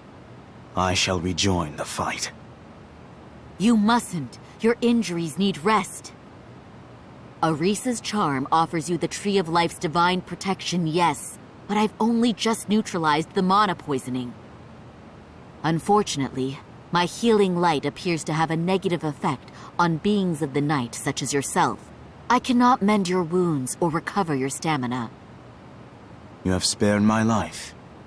If it's any assurance, vampires are known for resilience. Whether the same can be said of me, I know not. But I will fight. I urge you to reconsider. You aren't fit for combat, and there's the risk Maisha would absorb your power, hindering Rowan. If you insist upon fighting, then you will have to fight your way through me. I cannot allow any more of this world's people to fall prey to Maisha. I am most grateful for your concern, but please trust me when I say it is unfounded. Unfounded? I cannot elaborate, but there is a reason I must go. I can save them. I beseech your aid. As it stands, that man, Rowan, he will not last. His honor will be his downfall. I surrender. You... Wait. You surrender? What else can I do? You're stronger and better equipped. Go on then. Take my life. That is, if you're willing to damn this poor world. If I die, all the people I absorbed go with me. Huh? I got this power from Minerva herself. Did you think you'd break the vessel and everyone would come pouring out?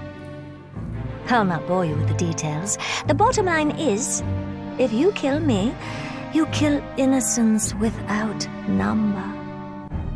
Oh, but you can't Leave me alive, or I'll purge even more worlds. No one will blame you for destroying little old Vellsar to save the others, right? No. No, I... I'm a liar, though, aren't I? Surely, I'm just bluffing.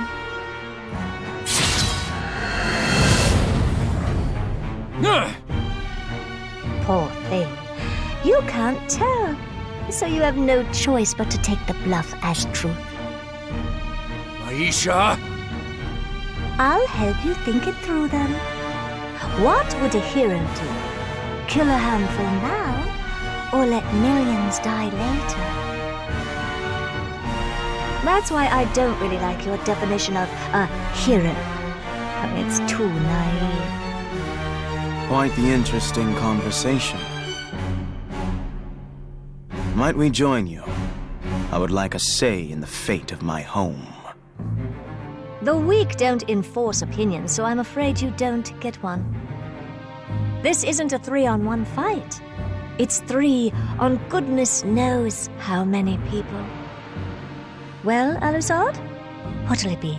Give up or doom your countless peers? Could you repeat that? Repeat what, exactly?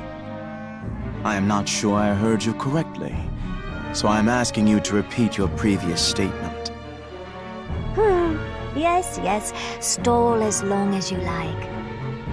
As you heard perfectly well, if I die, I take countless lives down with... Ah, that is plenty, thank you. I am glad to have cleared that up. You are unaware of how many lives you have absorbed. Why would...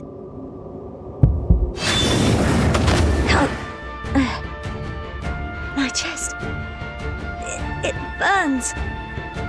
It burns! Explain yourself, vampire! Now! Me? I have done nothing.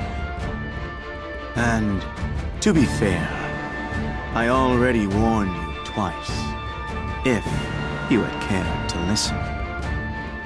I will say this but once more.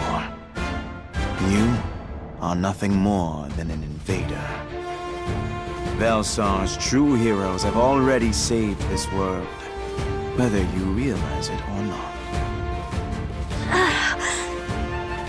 I must give credit to our visiting heroes as well.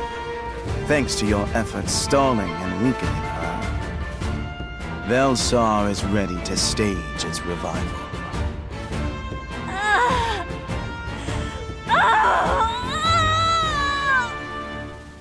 There is a phrase for situations like this, or so a certain specter told me. We'll get everything back!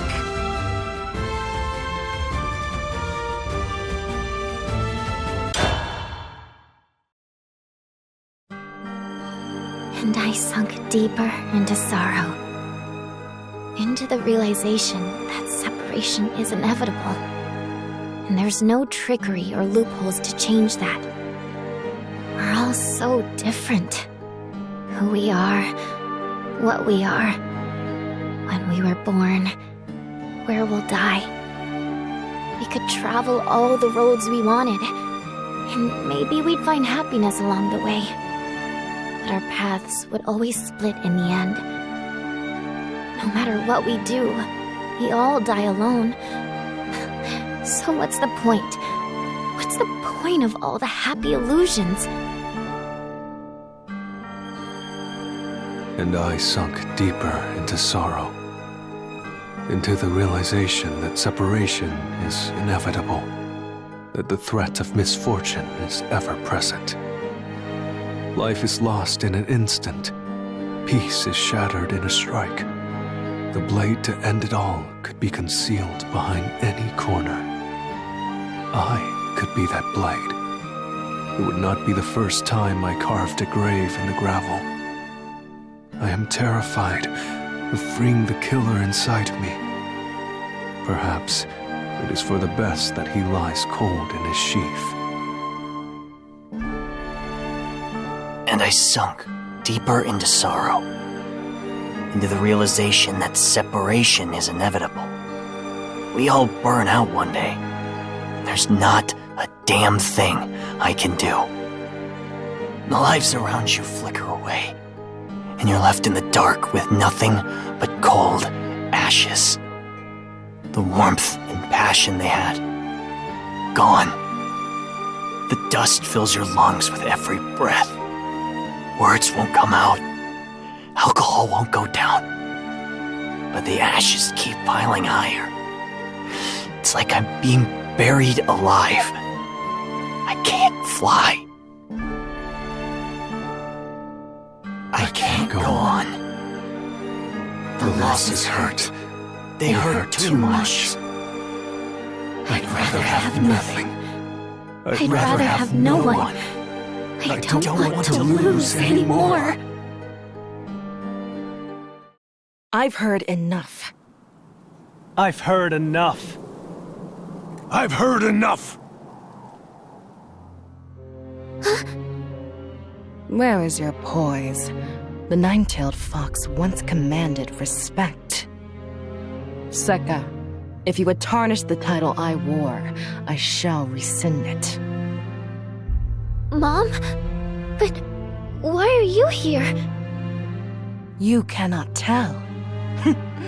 You'd lose sight of your own tails if they weren't attached to you. You accepted this power.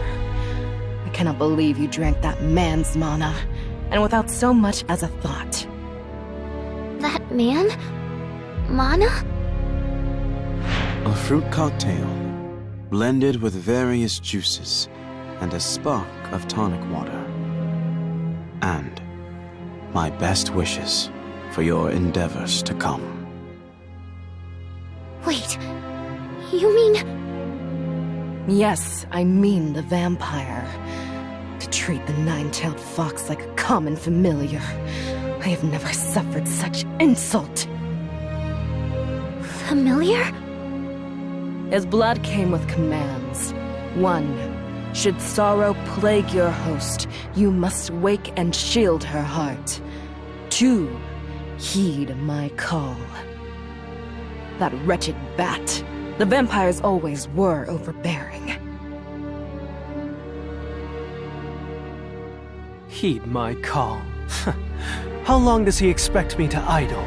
I don't recall him offering me a seat or drink. Kagero, my blade is so thirsty for action. Can't we pass the time as we once did? How weak. Has your blade gone dull? The whole world's forgotten how to fight without me to whet their blades upon. Tsukikage, your steel is tempered by past incarnations. You remember, do you not? Naturally. My steel is yours. Your past is mine. Our souls inhabit the same sword. No hand shall steal my blade from its sheath. Not even the titanic hand of fate. I am bound to you, destined for you, trapped by you, and I will not allow you to feign ignorance.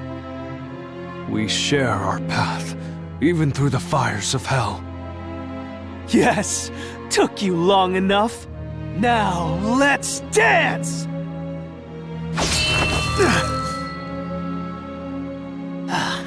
But your steps have no art. You fumble that blade without a hint of enthusiasm. You'll make me lose mine. Tsukikage. Where is your conviction? You once shattered blade and bone with the force of a mere step. And now, one little swing has you staggering backwards. Is that the path of which you boast? I have no words. I don't need them. Your footwork says it all. You're scared. More than ever you were before. The new world is so perfectly pristine, you hesitate to touch it lest it comes crashing down like shattered glass. You worry and worry that your strength will betray you. and I am getting tired of it. You are? Have you forgotten that you bested me? You hold our blade, so it can't spill a drop of blood without your grace. And believe me, if there was even the smallest lapse in your resolve, I would have taken back control by now.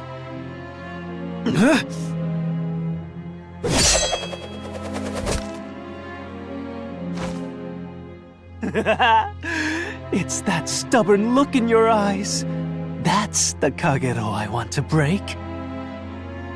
But for now, I'll yield. It seems you've bested me yet again. I'll be training, so consider the body yours until our next duel, and you'd better not get us killed. I will walk this world again.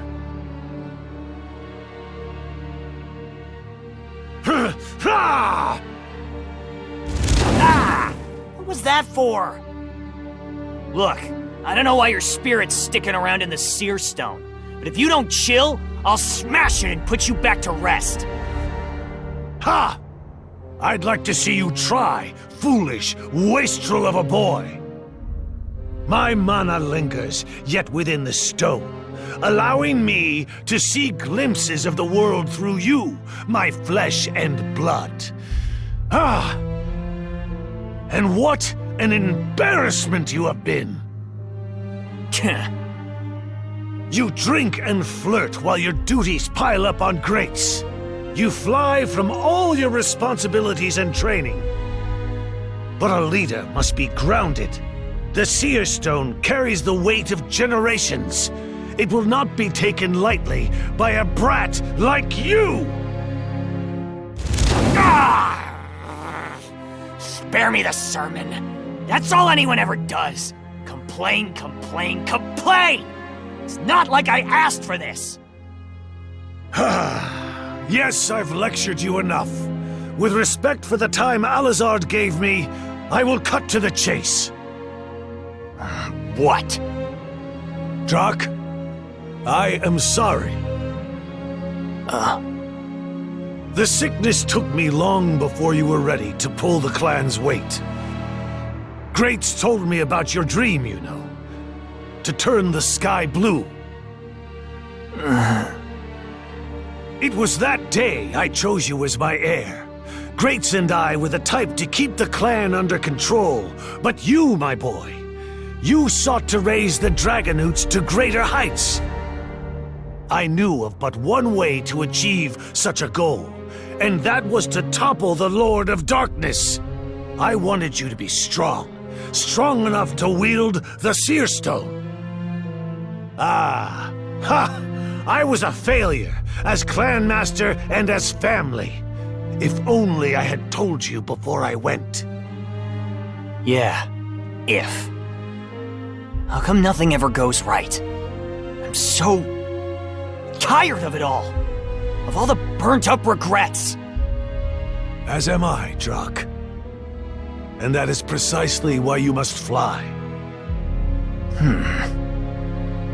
No success is earned without failures. The dearest relationships expire at the end of the wick. The ashes pile up. But there are embers in the coals. Hope. Hope. In the embers. The spark to rekindle the forge.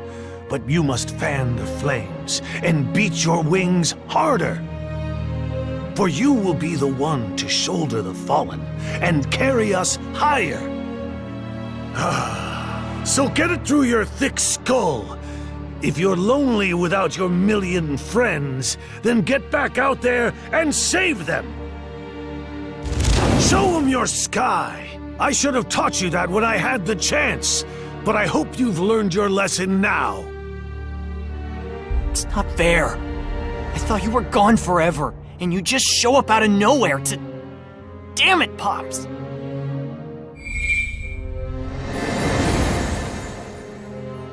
Why does the fire feel so warm? It seems the time has come. Mom? What is this? The vampire's call. Now, off you go. He finally had the decency to make good on his word. But if I go, what'll happen to you? Me? A nine-tailed fox needn't think of anyone but herself. I will remain here with the other two spirits and clear my last obligation to the vampire. After that, we'll see. Perhaps he'll banish my soul when he's done with it. That's what I would do. Then, you would become the only nine-tailed fox in Vellsar. I suppose I should teach you what your legacy's worth, so you don't soil it. We are a being of exceptional power. Greater than any other yokai. Unrivaled by Vellsar's other clans. Ninetails was born a beast like any other, but long she lived. Over her years, she collected mana from countless battles and became a force of legend. That power is unique, and it can only belong to one. Know your glory. Forget not others' envy. You must command strength and ensure you are not separated from your tails, lest... Did I give you leave to touch my tails? And to let go of my hand? Sorry, but you can't tell me what to do. Sekka. I'm the nine-tailed fox now, so I get to decide. You wanna know what I'm gonna do with the tails? If I've got more power than anyone, then I've got enough to share. I'll be the spark to bring warmth to all of Vellsar, everyone, even the people who tried to hurt me before.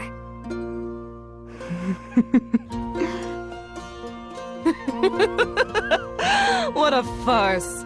They'll devour you whole. They can try, but I'm not giving up. Yes, I can see it in your eyes. You're a terrible liar. I know all too well where you get it from. I'll go help Eluzar then. And next time, I'll be the one calling you back to me. Farewell, and good riddance. Think what you like, but I will never lend my aid to you. You're a terrible liar, aren't you? I don't know what you're talking about. Sure you don't. See ya, Mom. Mom, you know what? Next time we meet, I'll give you a name, just like you gave me mine. The nine-tailed fox is kinda long for a name, isn't it? I'll come up with something beautiful and strong, and I'll teach you all about the new Vellsar too, so... Until then... That spoiled kit! Treating me like a child. I don't need a name. I don't need it, I don't want it, and I'm definitely not hanging around this world to get it. Sekka. A voice rang through the dark, relighting the fire in my heart. We'll get everything back! I called out to him. And beside me, I heard two other voices. It's kind of funny and kind of reassuring how we all had the exact same thought. Vellsar, let me help!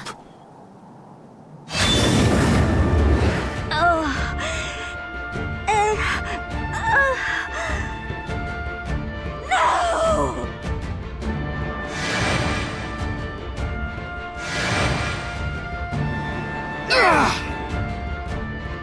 No! How? They were absorbed by sorrow. They shouldn't have the energy to break free. It is quite simple. I played the longer game. I caught on to your dark influence quite early, and had ample time to formulate a plan. To your credit, you were correct to assume I would use vampiric blood to control you. However, You failed to realize what exactly I had spiked, even after you consumed them. You don't mean to say you... I gave blood to my companions, unbeknownst even to them, for fear you would realize. And you did not. Now, I have hold over you. Unlike poison, I choose if and when my blood affects you.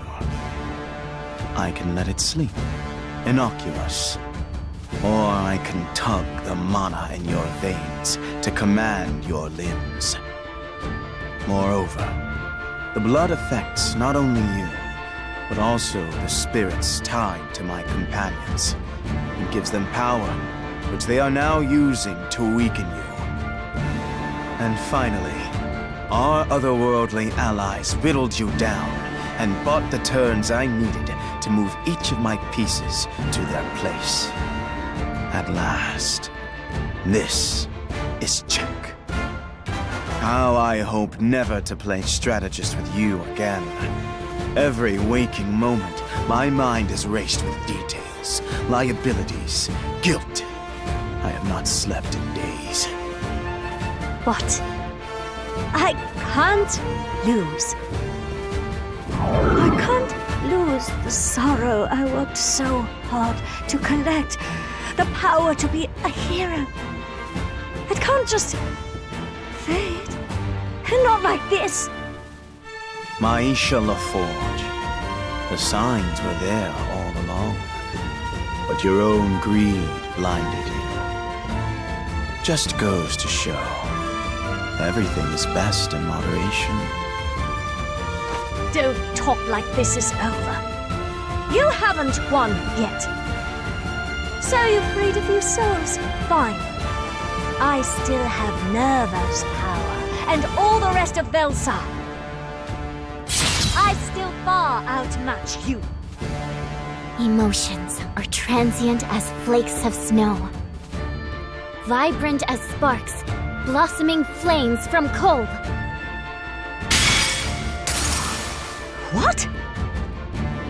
A new verse for a 10th power. Foxfire! Tono! All that sorrow must be bitter. Push it down with a cool, sweet illusion. My treat. A mirage? You conniving. If I may, I am not one for pranks, so I offer my challenge directly. This sheath is paired with a deadly blade, though I wish not to wield him in vain. That's lovely, dear, really. Though I'm afraid I'm not impressed. Battle is an art of drawn blade and mastered strokes. You cannot deceive me, for I see the whole picture. The distant moon watches all, behind the veil of hazy light. Yeah!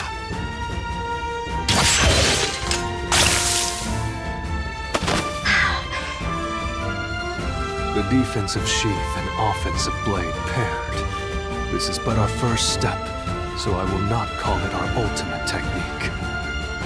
I will call it Kagetsuki, Art of Refraction. You are testing my patience. Hey, let me grab her for a sec.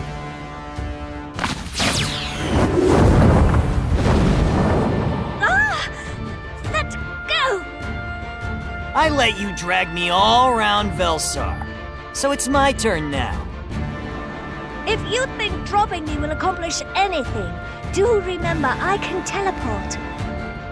I brought you all the way up here so we can have some fun. We're gonna put a sun in the sky. It burns! Damn right. Now take a good look down at the world you tried to wreck. There's only so much firepower I can bring down there. But up here, the sky's all ours! Stop! Put me down!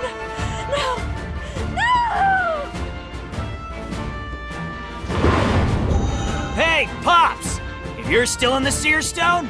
Let's fly together one last time. We're taking her down with everything the Dragonoots have got!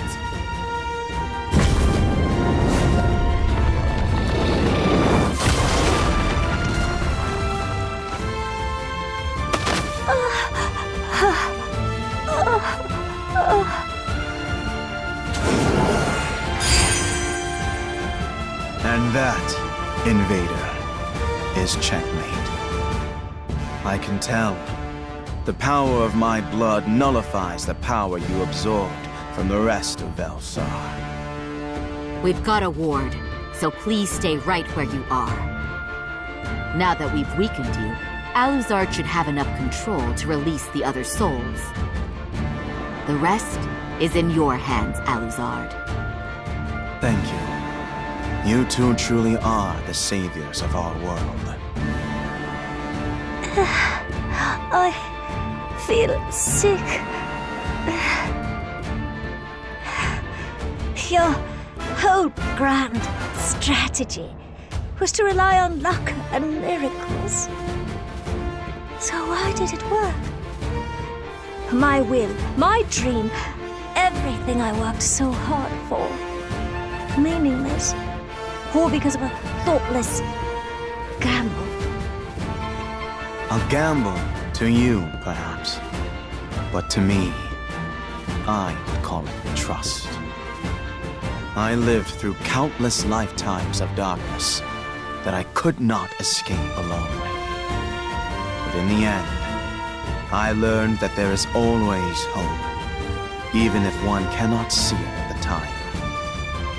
Because I have seen that in infinite lives lie infinite possibilities. Somewhere, someone has the power I need. What shame is there in that? They are my miracles. I believed in them. There is a word for people like that. Heroes. A hero is not something you call yourself. It is something you call the people who lent you strength, light, hope. I couldn't have said it better myself. You have a noble heart, Alucard. A hero isn't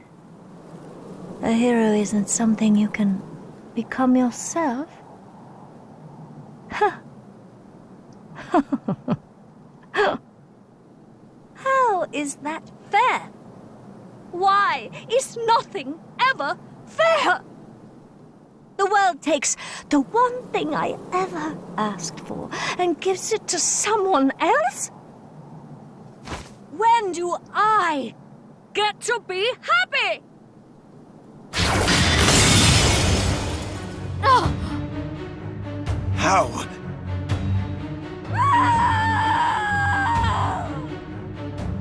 The whole universe bends over backwards to save everyone else, but no one's ever saved me. No one but Nerva. Everyone, get down!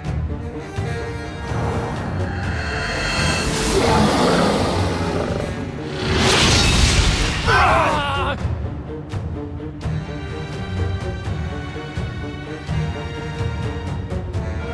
Is everyone all right? Yeah, I'm fine. That guy blocked most of the hit. Rowan, that was far too reckless. She broke through your ward, so I had to do something. The aura around her grows stronger. It seems she has another trick up her sleeve. No, I don't think she's doing it on purpose. Look!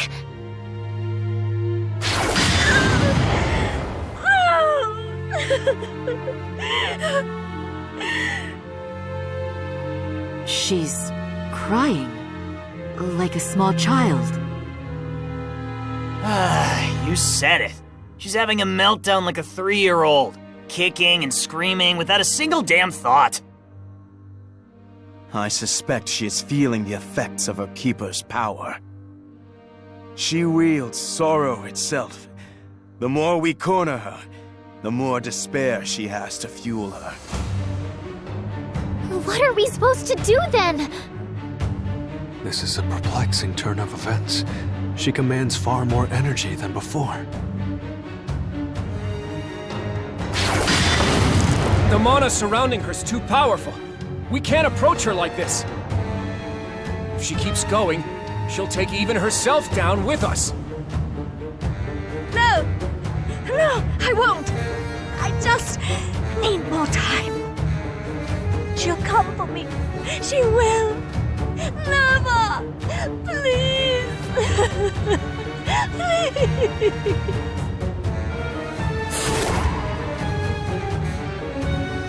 Wait, she's running?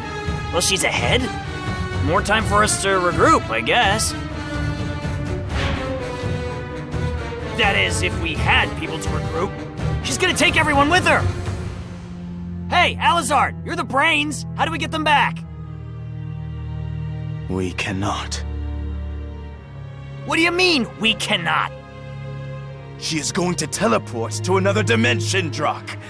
Even if we could follow her and retrieve the people she has absorbed, getting back once the portal is closed is another matter entirely. I knew she would try to escape. That's why I put so much care into weakening her, so I could use my blood to bind her. Great! Any backup plans? She overrode my control, so that is no longer an option. Without any limits in place, she could reabsorb any of you, and we cannot reach her if she jumps. But we can't just give up! I never said we would. I refuse to live like that ever again. Sate my thirst. Blood arts! The blood on your hands. Is that... Yes. I am going to hold out for one more miracle. But I am not going to sit and wait quietly. I would appreciate if you could give me a push. Got your back, partner. So don't go dying on me. Of course not. I have only the one life to live. Yeah, you're getting it now. Go make the shot count!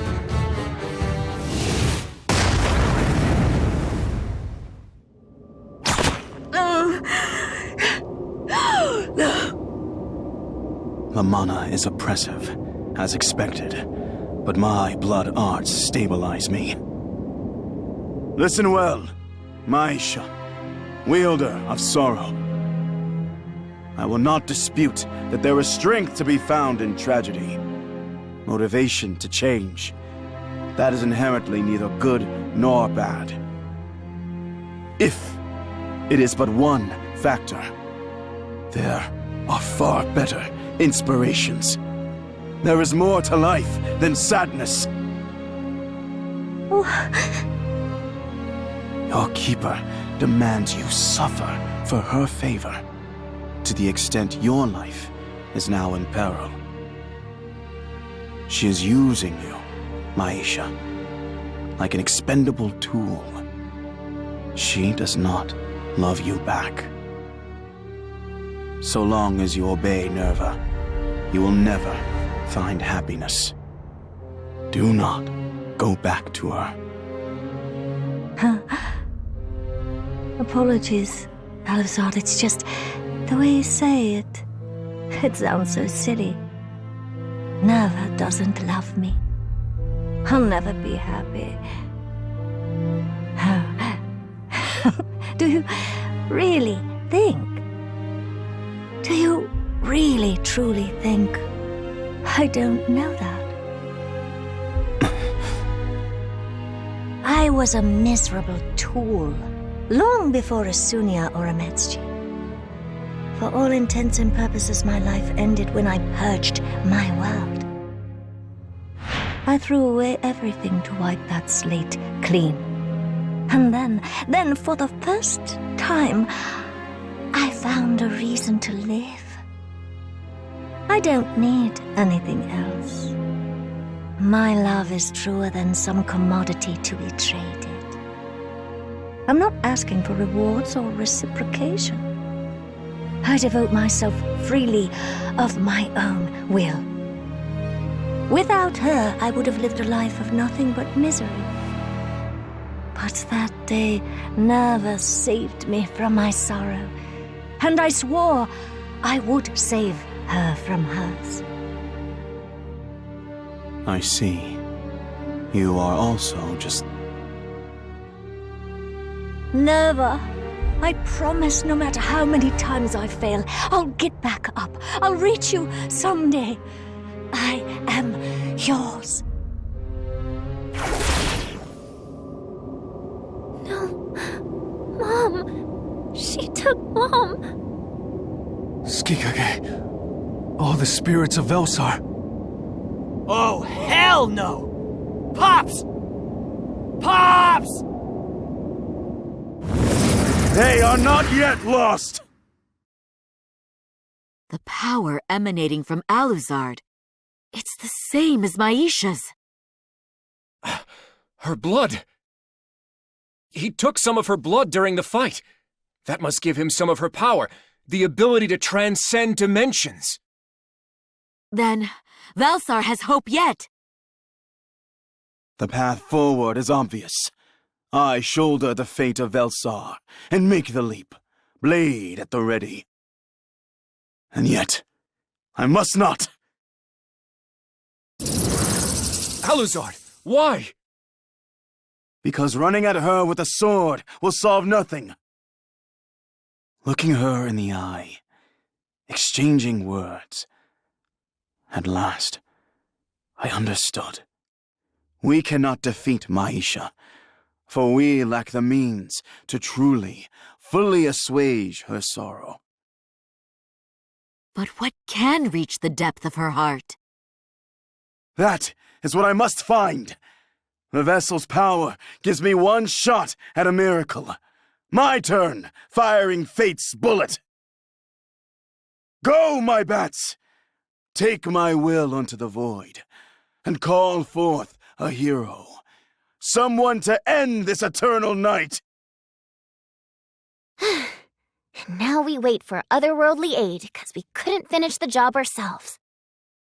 Just as we once entrusted our fate to a fortune-telling stranger, and like Revealed relied upon us. I can't wait to see what kind of crazy stuff goes down this time.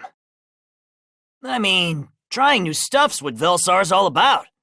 If we get stuck, we can just ask someone else, and then we can help them back. Precisely. We all have the power to change someone else's loop, just as our Creator showed us. She taught us that fate was not yet set in stone, that in its uncountable iterations, there was chance.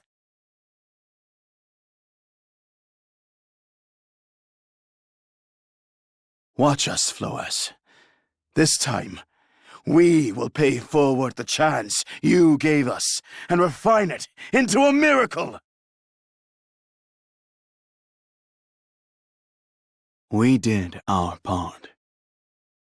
In a battle spanning worlds, Vellsar fought distant foes alongside far-traveled allies. We carried the baton with all our strength to pass it forward to one who would cross our shared goal. We saved our world. Of that, I am certain. Because there is one truth, universal. The bonds we make, the connections we share, those are our salvation.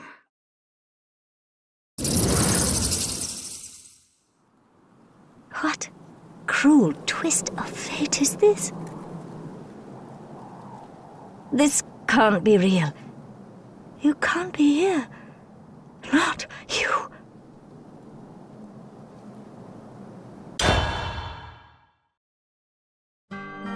Salvation has always been selective.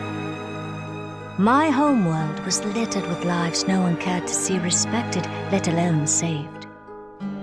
It begs the question, why? What atrocities did they commit to be denied even so much as pity? My failing was simple. Circumstance of birth. Lord Lure liked to refer to itself as utopia. People knew no inconveniences or woes. People were happy. People lived their days in joy and bliss, surrounded by smiling peers. And the workers who suffered to make it happen were nothing more than surplus. Expendable cogs in the machine, beaten thin in production lines until we broke and someone pitched us in the incinerator chute. Because we weren't people. And that was that. Society had realized that universal happiness wasn't sustainable. So, they made a new system to cut their losses. A caste system, decided by place of birth. Anyone born in a hospital was a person. They'd come into the world with a picture-perfect family waiting to lovingly raise them. Anyone born in the gear works was a cog. No fuss or fanfare, they'd be tossed in the toolbox with all the others. And then, for the rest of their lives, cogs would assemble and package happiness, while people consumed it. To be honest, I struggle to think whether it's more apt to say I was born a cog or produced. I was produced in the Maisha district supply plant with a LaForge-class feminine frame. Hence, like 51,536 other units, I was a Maisha LaForge cog. And for years, that was the only life I knew. I didn't have the cognizance or leeway to question it. Until one day, another Maisha-made cog broached the topic. But why? Why do we have to work and they don't? We're humans too. We were born like them and look like them and get hungry and tired and sore like them. The little Maisha cried and cried until someone briskly came and carried her off. I never saw that girl again. The next day, her bookstore had already replaced her with another shelver. As I passed the shopfront, my mind returned to the question, mulling over an answer. Poor little Maisha. If only I could have told you what sets us apart from them. Our birth. The difference is just our birth. We are just like them in all other regards. But from our first breaths to our last, our fates are dictated by odds beyond our control. And I'm sorry to say your outburst changed nothing. You died in vain. But I at least will mourn you. As I turned on my way, something caught my eye in the alley by the back door. A picture book, faded and worn, the way well-loved toys always are. There was a tiny name scribbled inside the back cover. Maisha. As though to make the book hers. And for what? The district produced thousands of Maishas, none of whom were permitted to own property. The signature offered no identification. It signaled no ownership. So why? Why was I so transfixed upon it? Without a thought to the wiser, I took it back with me and gave it a read. It was your average hero story. A man gets superhuman powers, slays a monster, and makes all his dreams come true. From nobody to somebody, zero to hero, all in just 16 pages. It was a grand illustration for the finale. Everyone lived happily ever after. But when I turned the last page, there it was, down in the corner of a blank end paper. Maisha, within the covers outside the story. I don't know how many times I reread that book. The epic adventure, the dead girl's name, the hero's colorful celebration, the lone word on an empty page. It was my greatest treasure, I think. Not the mass-printed book itself, but rather the concept of it. The ragged proof of Maisha's effect upon trite images of happiness, forgotten in an alley. Something about that spoke to me. It was reassuring in a way, to think something would remain. This joke of yours is over. They burned it. They found Maisha's book and burned it. Have you lost your mind? What were you thinking? Unlawful possession of property is bad enough, but to write Maisha on it? Do you realize how many Maisha LaForge cogs there are? If news of this spreads, it'll stain all our reputations. What if they trash the whole lot? We are cogs, not people. They don't care about us, so we sure as hell don't need one of our own turning on us. Just die!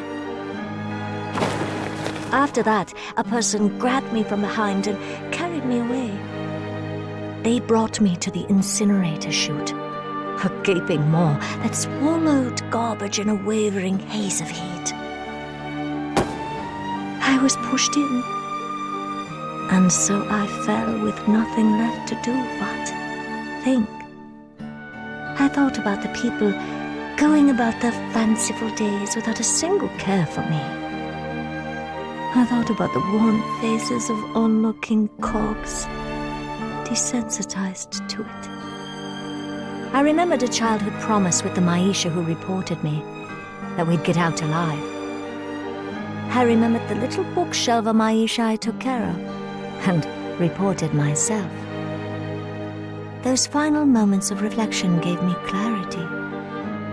I found the reason for my meaningless life. For at last I understood what being expendable meant. It's something that no one considers worth saving. Something no one would miss if it was gone. That was the problem with me. They could get a new Maisha LaForge so easily. I wasn't remotely worth the risk. Of course, they threw me away. Oh, but that little bookshelver, she was different. Oh, why? Why do we have to work and they don't? We're humans too. We were born like them and look like them and get hungry and tired and sore like them. I'm sorry. You shared your personality when everyone else hid theirs. You admitted confusion and sorrow, weeping in place of those who didn't dare. You remembered me after all our time apart. You saw all the injuries I'd collected, and lamented them even when I myself had stopped caring. That's why you spoke up. Because you were trying to stand up for me, weren't you? Just like the hero in your book. And I'm sorry. I'm sorry, Maisha. It was too little too late. She couldn't hear my tearful apologies. But even so, my first and last declaration was dedicated to her. To all the self-proclaimed people up there, Your filthy luxuries are built on our backs, and you know it. You're heartless monsters, all of you! And one day may your trash heap's hellfire engulf you! One day, this world will burn. An intriguing wish. What? You may have it. As my vessel, your undiluted sorrow will invoke the world's purgation. Now choose, perish, or enforce the will you plead. Nerva, keeper of purgation, awaits your answer, human mortal. It was like a dream. Too good to be true. But I didn't care. I wanted to be someone just like Maisha. I'll do it! I'll purge this world. So please, Nerva, make me a hero. As you desire, our deal is made. Maisha LaForge, wield your sorrowful will here for purgation.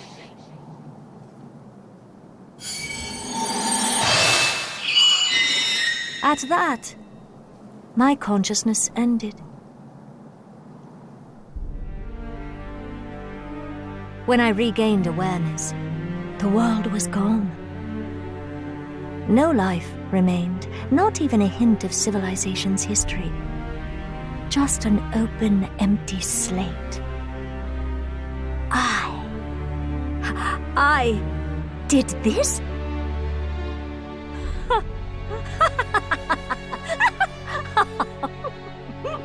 I can't believe it. I really won. The blank end paper after my world's finale was so satisfying. All the villains vanquished and all my woes gone. A cool breeze swept the quiet plain, and I relaxed, knowing there would never be a sequel to that tragedy. I won! And now I didn't really know what else to do. Without the world's backdrop outlining me, I felt shapeless. Process complete. Until I looked up and saw her. The cast world Ladlur has been purged without resistance. However, distillation of passive negative emotion, sorrow, ended prematurely. I don't...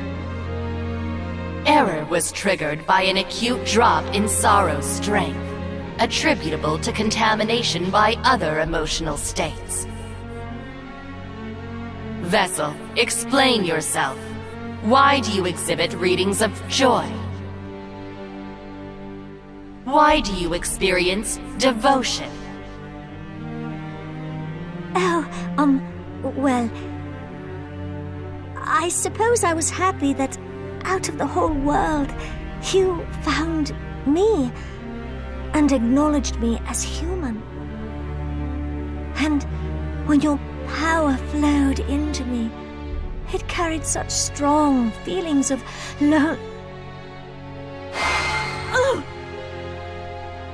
That is enough. While the resonance was stable enough to influence the mortal, it was not enough to replace the body's consciousness. The vessel must be punished for her insolent disregard of hierarchy. I rescind my power. Despair, mortal.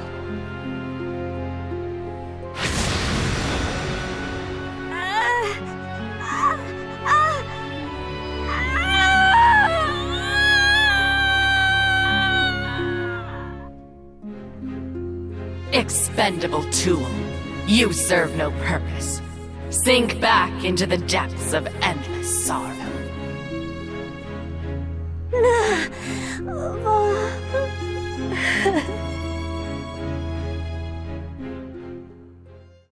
When I next awoke, I was alone in the featureless husk of Lord Lure. Nerva had left and had taken her apocalyptic power with her. In the end, I was still expendable. I caused her a loss somehow, so I wasn't worth keeping.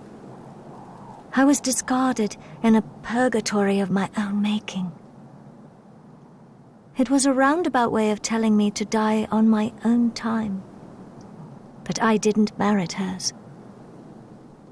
And part of me was content to let the story end there and close the covers. But I remembered once more Maisha's place in the picture book.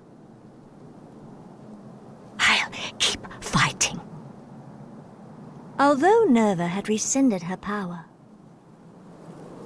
I must have somehow clung to tiny fistfuls of Purgation's light, and I knew how I wanted to use it. That's why I exist. Nerva gave me salvation I never earned, so now I'll repay her.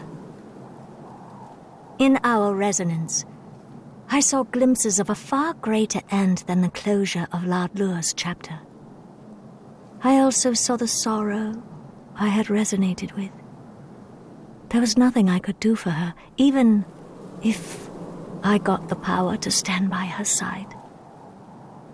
But that's no excuse. A hero wouldn't give up on saving her. I decided to make a stand and part from that hollowed-out world with theatric words. It's almost embarrassing to recall, now that I know how pointless it was. But at the time, well, we will meet again, Nerva. I promise. I had already destroyed one world. I had nothing to lose, and didn't care what I had to sacrifice. I threw all reason to the winds, and transcended humanity. With the last dregs of Nerva's power, I made my first leap into the unknown. I survived it, of course, but with the understanding I'd only had enough for a one-way trip. I stood in a stone-paved courtyard. The scent of water pervaded the air and the sky. The sky was just as blue as Lord Lure's had been when the buildings blocking it fell away.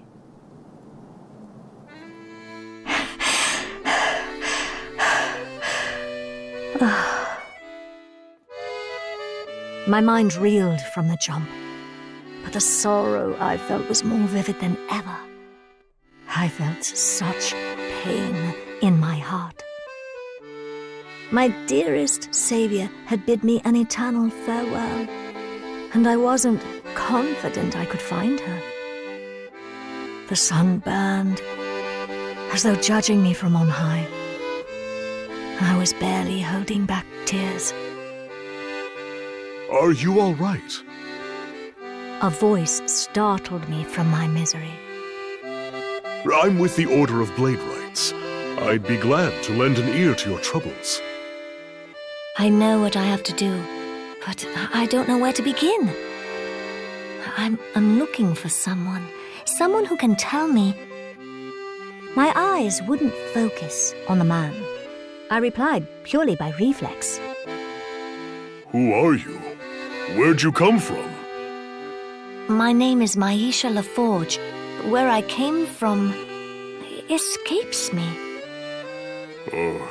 Where are you going? Nowhere. Do you know anyone here? Nobody. Then why are you here? I don't know. I thought he'd go on his way, but he stayed with me, asking questions. I turned my eyes and saw him properly, looking right back at me. Do you want to go with me? To the Order of Bladerites? There was something in his voice, his expression. Cold, but warm. Sharp, but weak. Like he was under the swings of a fever. We're a guild of justice. One that protects the peace and the people of Isunia. If you'd like, we could put you up. If I may wish for such a thing, I'd like that very much. My first impression of Cetus Law was that of a terrific beast, a lion-like monster you'd find only in fairy tales. And it was quite clear he'd fallen for me on the spot. Poor thing. Made him very easy to use. My plan to find Nerva moved along swimmingly. First, I would prove my merit and valor. With the little power left to me, I would purge the world and become a hero all on my own. Just like in the picture book. I would do what no one else could. I'd defeat the people and the monsters of society. And then my liege would call for me once more to reward me with all my dreams come true. No one cares about the extras. I have to be the star, bright enough to be seen, loud enough to be heard. The stage itself was of no importance. The play was everything. I directed the people of Isunia to their land's greatest tragedy. All for a prayer. Because I would purge life and land to be her hero. If there's someone who has to take responsibility, it's me. As a member of the Order of Bladerites, and as Cetus Law. There were just two fatal flaws to my plan. First, that I was right about Cetus being sweet on me. And second, that I had sorely underestimated the extent of his feelings until our parting moments. Cetus, are you crying? I now stand before you as the Marshal of the Order of Bladerites. There will be time for me to cry when the soil of Isunia welcomes me.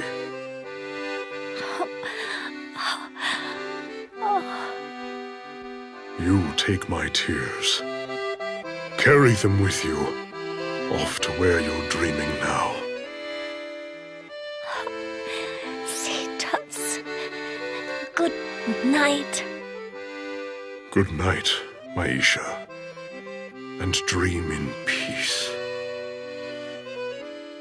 Oh, but my story didn't end there. I woke right back up and risked my life for Nerva again. How I longed to see her and lend her my power. For her, I didn't mind playing second fiddle to the Great Spider. And I would go back and finish his job myself if she asked. But a small part of me was relieved that she never sent me back to Isunia to finish mine.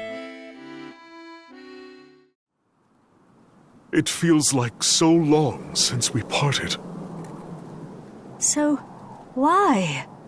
Why? Why are you here? I didn't honestly expect to be. But this can be no coincidence, nor is it fate. I am here for you, Maisha. In this skyless, sunless place, well outside the covers of Isunia's tale, our stories reconverged.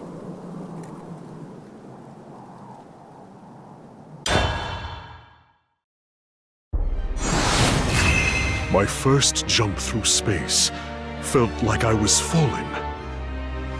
I tumbled through a directionless void, unsure which way was what.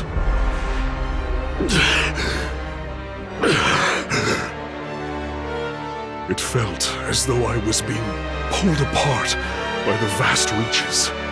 My body threatened to crumble under the pressure. To cross worlds is no small feat. Drowning in space, I remembered my boyhood. I fell into one of the canals, pawing and clawing at the current, to no avail. My heart sunk for fear I should never escape. This time, though, a much greater fear put me back on my feet.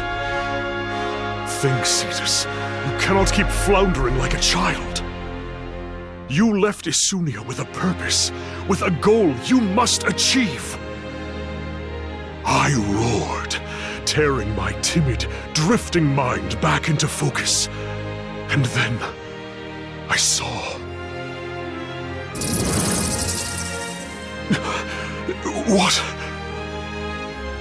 A crimson light twinkled in the void, cutting through the darkness like a shooting star.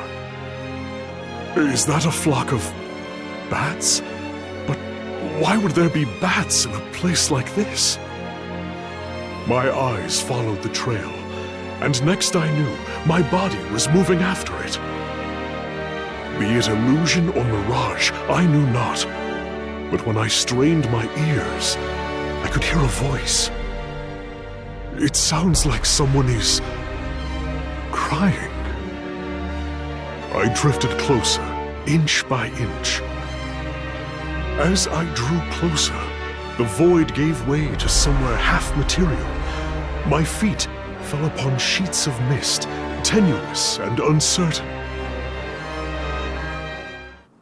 And there, under the clouded veil, I found her. The bats had carried me to her, like a star carries a wish. They have my eternal gratitude. Why are you here? I didn't honestly expect to be. But this can be no coincidence, nor is it fate. I am here for you, Maisha. Oh, you are you? Too bad I'm not in the mood for guests, Cetus.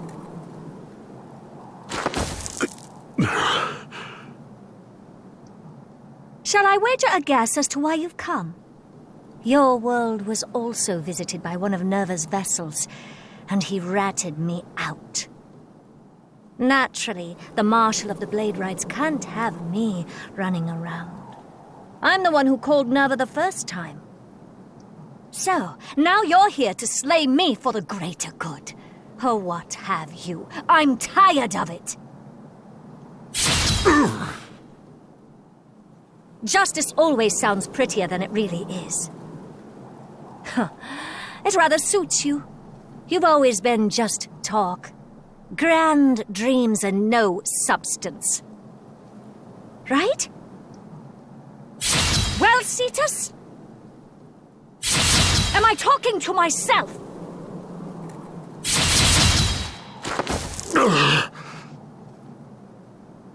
Fine.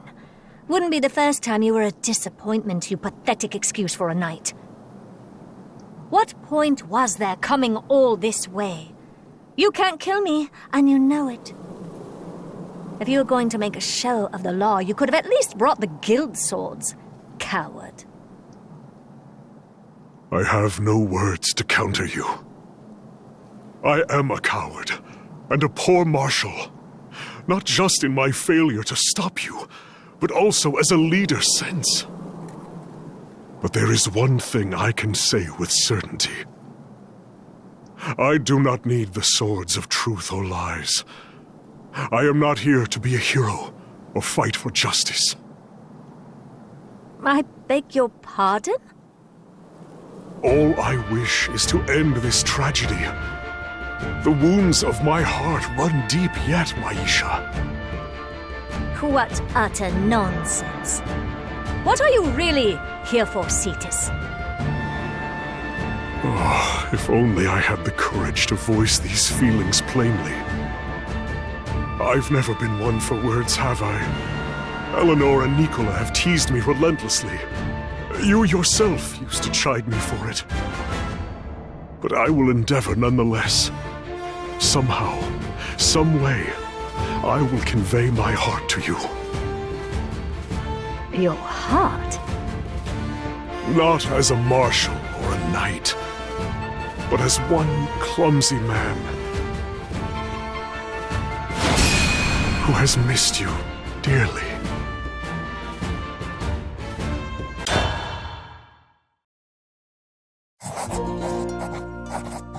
Good morning, Maisha.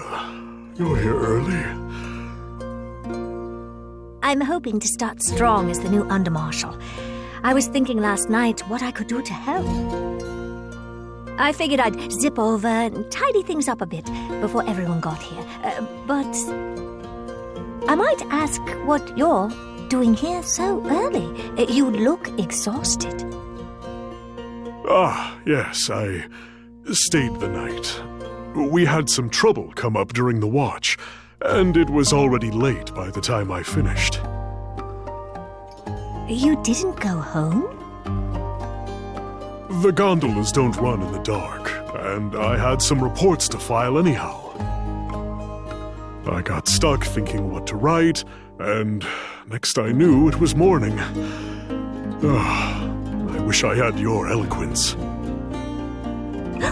What? My eloquence? Oh, Cetus, do you really mean it? Me, eloquent? Yes.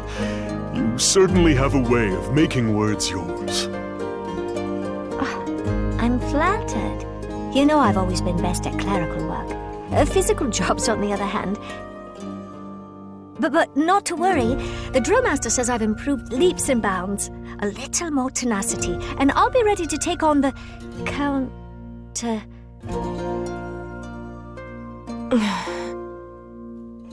The Counter Solari? Cetus!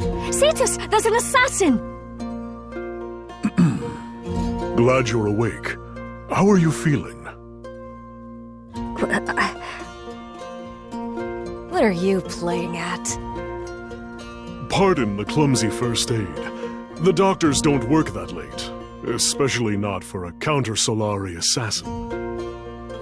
I didn't know where else to bring you, so I patched you up myself. Why did you try to take on such a large force alone? None of your business. Why did you heal me? The Guild's agreement gives you no such obligations. Perhaps not. But though our affiliations conflict, I do not wish to see life lost. Formalities aside, I was afraid what would happen otherwise. I couldn't bear to leave you to your death. I am far too weak to shoulder something so cruel. You're not getting coin or intel from me, if that's what you're after. It is not. I stopped you from completing your mission, and that is enough for me. Now, I'd advise you to return to your guild hall.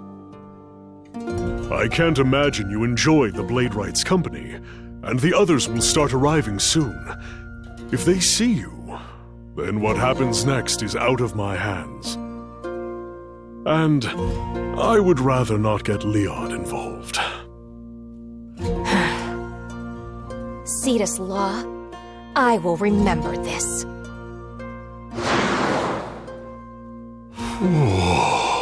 At last, I can get some sleep. If I may ask, what was that about? I don't know. I ran into her on my patrol last night, about to kill a target. That's the sole exception to our non-interference. The Bladewrights may intervene if we catch a counter-Solari assassin in the act. This time, it seems they were after a loan shark. He fled after she got his guards, and I fortunately was able to catch up. The rest is as you heard. She was severely injured, so I snuck her in here to treat her wounds. And stayed around filing reports to keep an eye on her. Yes, I wrote one about a run-in with the assassin who got away, and another about the loan shark. With the evidence Counter Solari had, we should be able to apprehend him peacefully within the day. I'm sorry to drag you into this, Maisha, but I would greatly appreciate some help. Not to worry, I'm happy to lend a hand. You keep things busy, yes, but I know by now you keep yourself the busiest of all. Though I will say, first me, and now the assassin? You're quite the ladies' man, aren't you? Oh, Maisha, please. I just get so scared, worrying what could happen. I can't leave people on their own. I'd call that stubborn, not scared.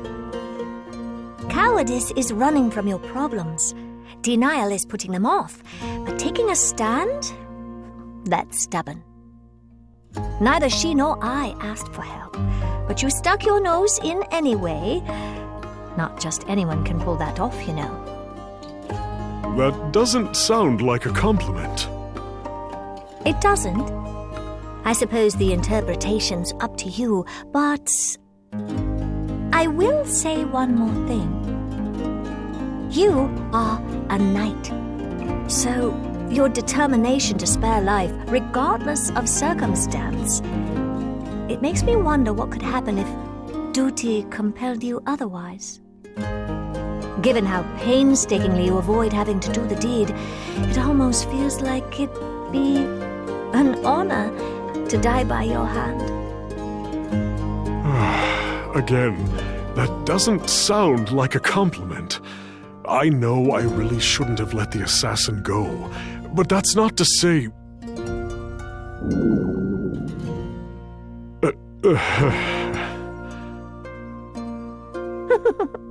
And on that note, I'll go make you some breakfast. So you hurry and knock out your reports. Under Marshal's orders, you're getting fed whether you protest or not. Thank you. I'm sorry for all the trouble. There's just something about you, Maisha.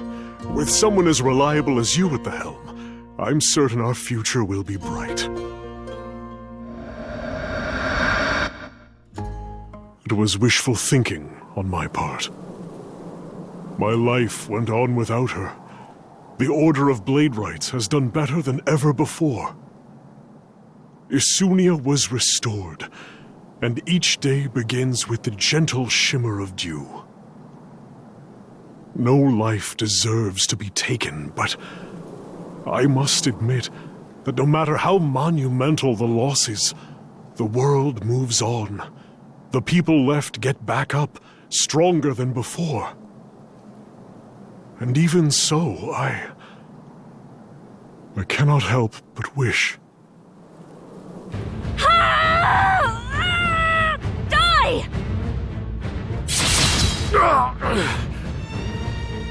Die! Die! Die! Die! Stop getting in my way! Stop ruining all my plans! If you really love me, then please, just... I had a feeling you could tell, but it's embarrassing to hear nonetheless. If I may, though. I am not so naive as the lovesick man you once knew. Oh, excellent! Even you hate me now? I can't say I'm surprised, though. It was never really me you loved, was it? No, you were so caught up in your own fantasies, you were blind to all the wicked deeds I did. Yes, I realized as much myself. Huh? You committed atrocities untold. The aftermath still lingers, and the lives you took, they'll never return. I saw you for who you really are. But no matter how hard I tried, my feelings for you didn't change. I wanted to hate you.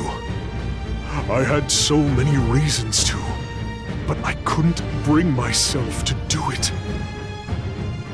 As I repaired the damage you did, as I helped the people you robbed of homes and families, I asked myself 1,000 times, why? Why couldn't I get you out of my head? Why couldn't I call my love misplaced and move on? It was misplaced. There you have it, straight from the source.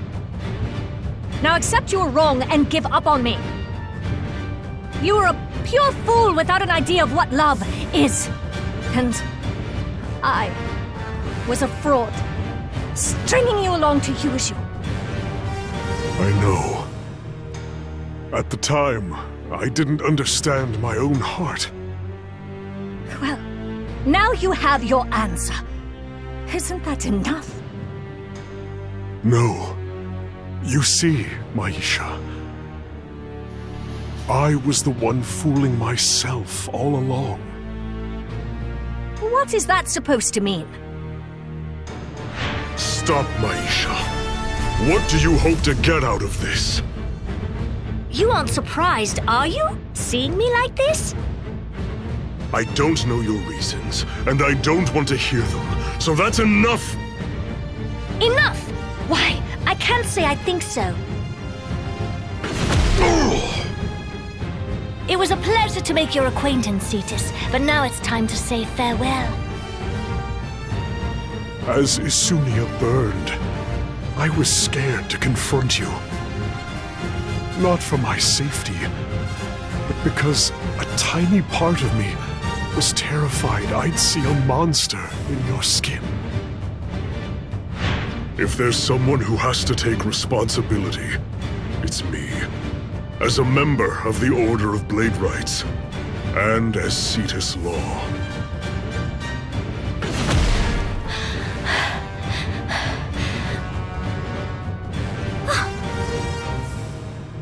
I'm Cetus Law of the Order of Bladerights. I'll take you down, Rebel, and stand here as the new Guild Marshal. I wasn't sure I'd make the right decision. Would justice be your death, or redemption? My heart screamed to save you, but my mind, my responsibilities, they pushed me to take the easy way out. Cetus, good night. Good night, Maisha, and dream in peace. Dream in peace. What a cowardly thing to say. A little late to be saying that now, isn't it? I want to do better. Huh? I want to hear your side of the story. What you're fighting for, and why things came to this. I'm not scared anymore. I want to know the real you. Maisha, how I have regretted what I did that day. For refusing to listen to myself or your struggles. I'm here because I want to save you. I don't care what the Marshal should do. I, Cetus Law, love you. And I want to see you smile again. No more fighting.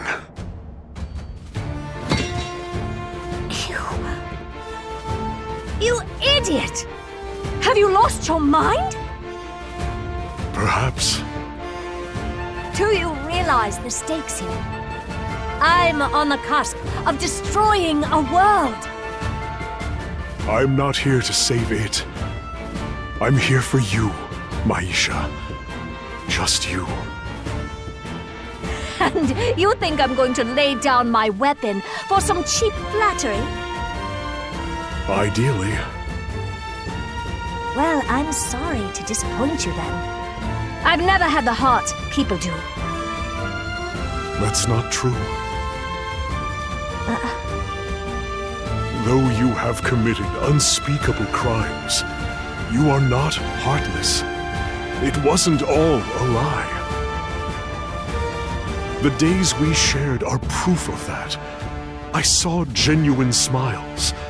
You upheld justice as a Bladerite too. No. What does it mean to be a bad person? Can a criminal have no redeeming qualities? Does it negate all the good they've done? It would make justice so much easier, but people are never that simple. Cetus, stop! Maisha, do you remember when you were appointed Under-Marshal, we all went to the tavern to celebrate? The others started showing off party tricks and called you over to help. And then you blew us all away with the most sincere, passionate performance. Cetus! Just leave me alone. Please.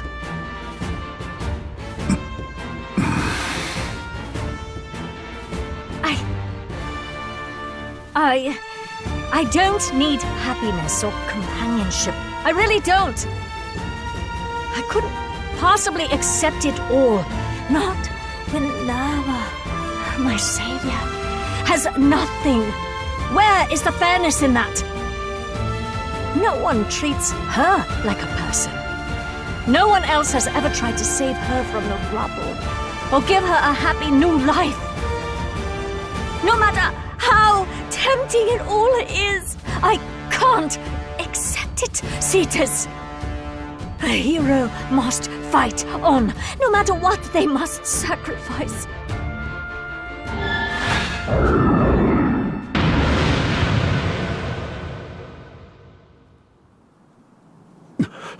What is this wave of emotion? Sorrow. Sorrow is what connects me with Nerva. I'll kill you, and the regret will bring me that much closer to her. So despair.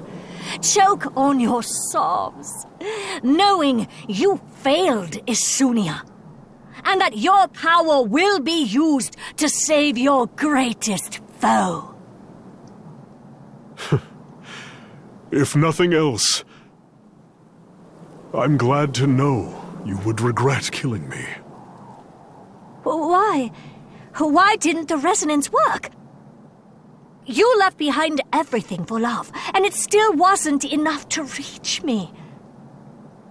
You should be on your knees grieving, mourning your miserable fate. Or else, I can't move on, Cetus! You are my joy, Maisha.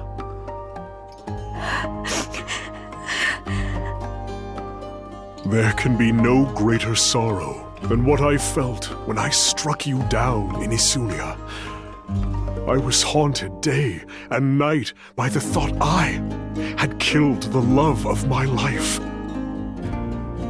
But you are here.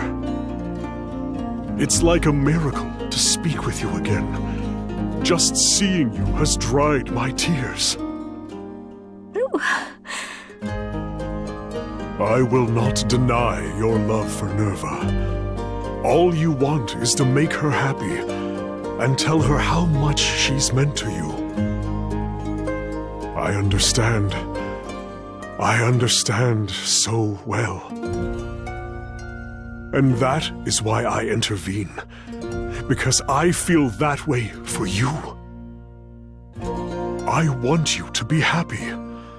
I can't watch as Nerva uses your gratitude to manipulate you without any intention of returning your feelings.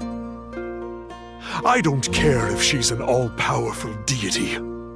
I love you more. I love you more than anyone. So please, accept my feelings.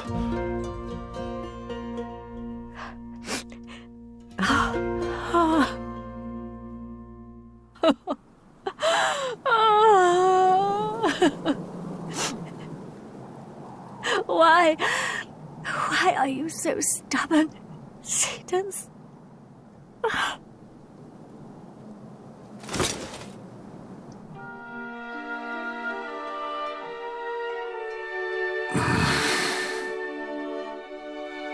Don't look at me.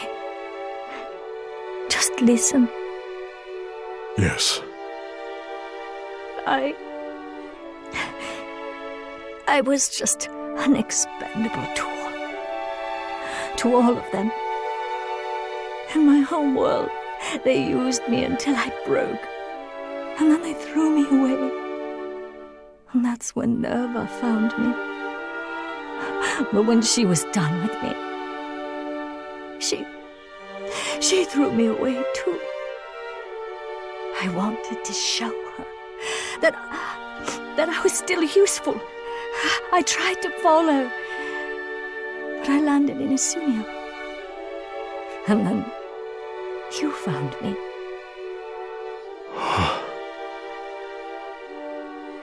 There were so many times I wanted to give up and start a new life.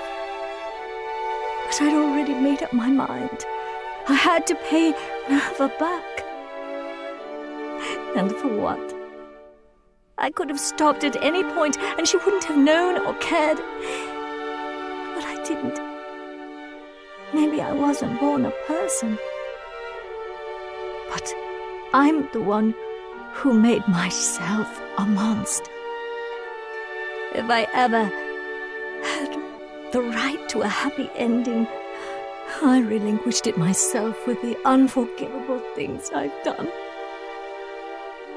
I don't deserve to be saved. I am no judge, Maisha. I will stay by your side forever. I will bear your sins with you through life's journey, through smiles and tears. Together, we can search for the dawn, our place in the sun. And whether we find it or not, we'll meet our ends with the same dream in our hearts. Ah. Cetus? Cetus, you're... It seems the time limit on the spell that brought me here is approaching. I can feel Isunia tugging me back. I suppose that saves me the trouble of getting rid of you myself. But you're coming with me, aren't you? Huh? Take my hand, and I'll pull you home with me. I'm not leaving you behind. Be ready, though, to face the consequences of your actions. It will be a long journey, recovering the life you once rejected.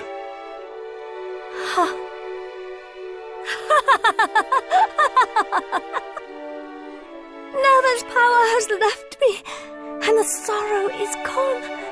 So, I wonder why I'm crying. I see. Tears of sorrow are the only tears you know. But there's no harm in crying now.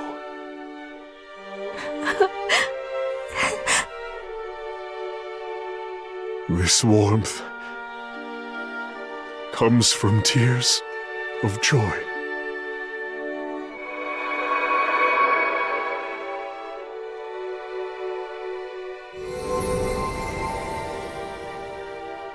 Ah, this light. What a warm feeling. The souls Maisha took are returning.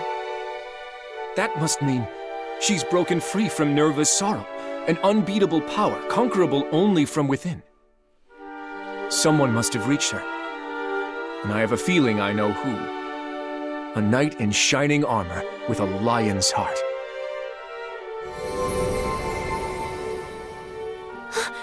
Mom's back! I can feel her power!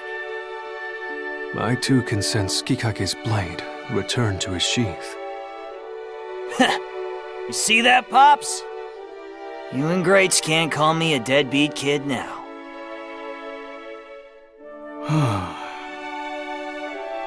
It is finally over. I feel exhausted. What do you mean, over? Aren't you forgetting something? Am I? Please, Sekka. If you have noticed something amiss, do share. Yeah, your senses are better than ours. This isn't about senses, you idiots! Use your brains! We still have to explain everything! Huh? Don't give me that look! No one else knows what happened. They're probably scared out of their minds. This Vellsar's always been peaceful, so they're not used to the entire world almost ending. We can't just leave them. They need support. They do? From us, specifically. The danger has passed. With time and reflection, so too will their worries. Exactly! Get them a drink and some sleep, and they'll be fine. I cannot believe you three. Just because you're a little strong doesn't mean that...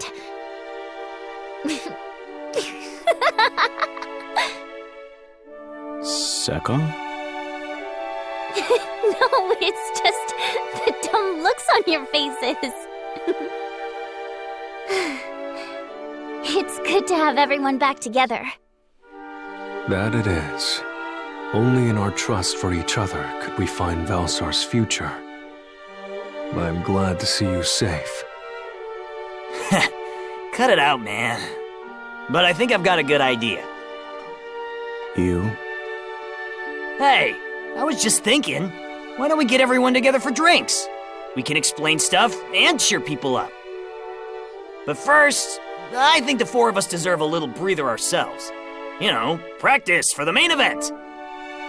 Bats is gonna need a minute to figure out a complimentary cocktail menu, and someone's gotta taste test before we serve it to guests, right? Hold on. You don't seriously expect me to cater for the entirety of Vellsar, do you? And what exactly do you mean by complimentary? I mean, you were all guilty about letting everyone get absorbed, right? And it'll be a good test run for our saloon. What's everyone else think? I'm in. And Alizard, I want my drink extra sweet, but more mature than last time. I'd like to try something with rice wine. I'm quite fond of the taste, but not so much the price. There you have it, barkeep. Oh, and I'm fine with whatever, long as we can settle which of us can put it down better.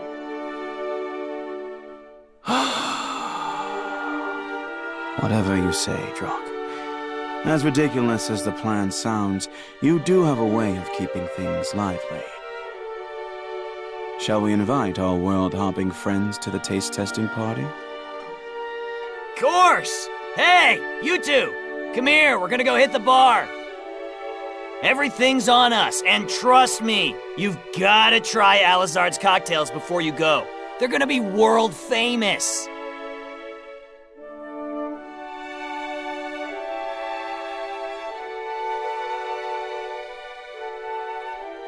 I now understand our place in peace. The blood and tears we shed are just as meaningful as the new world without them. They are all drops in the glass of life, flavors brought together as companions, however different their tastes may initially seem. Cheers. To your happiness, my Shadowverse.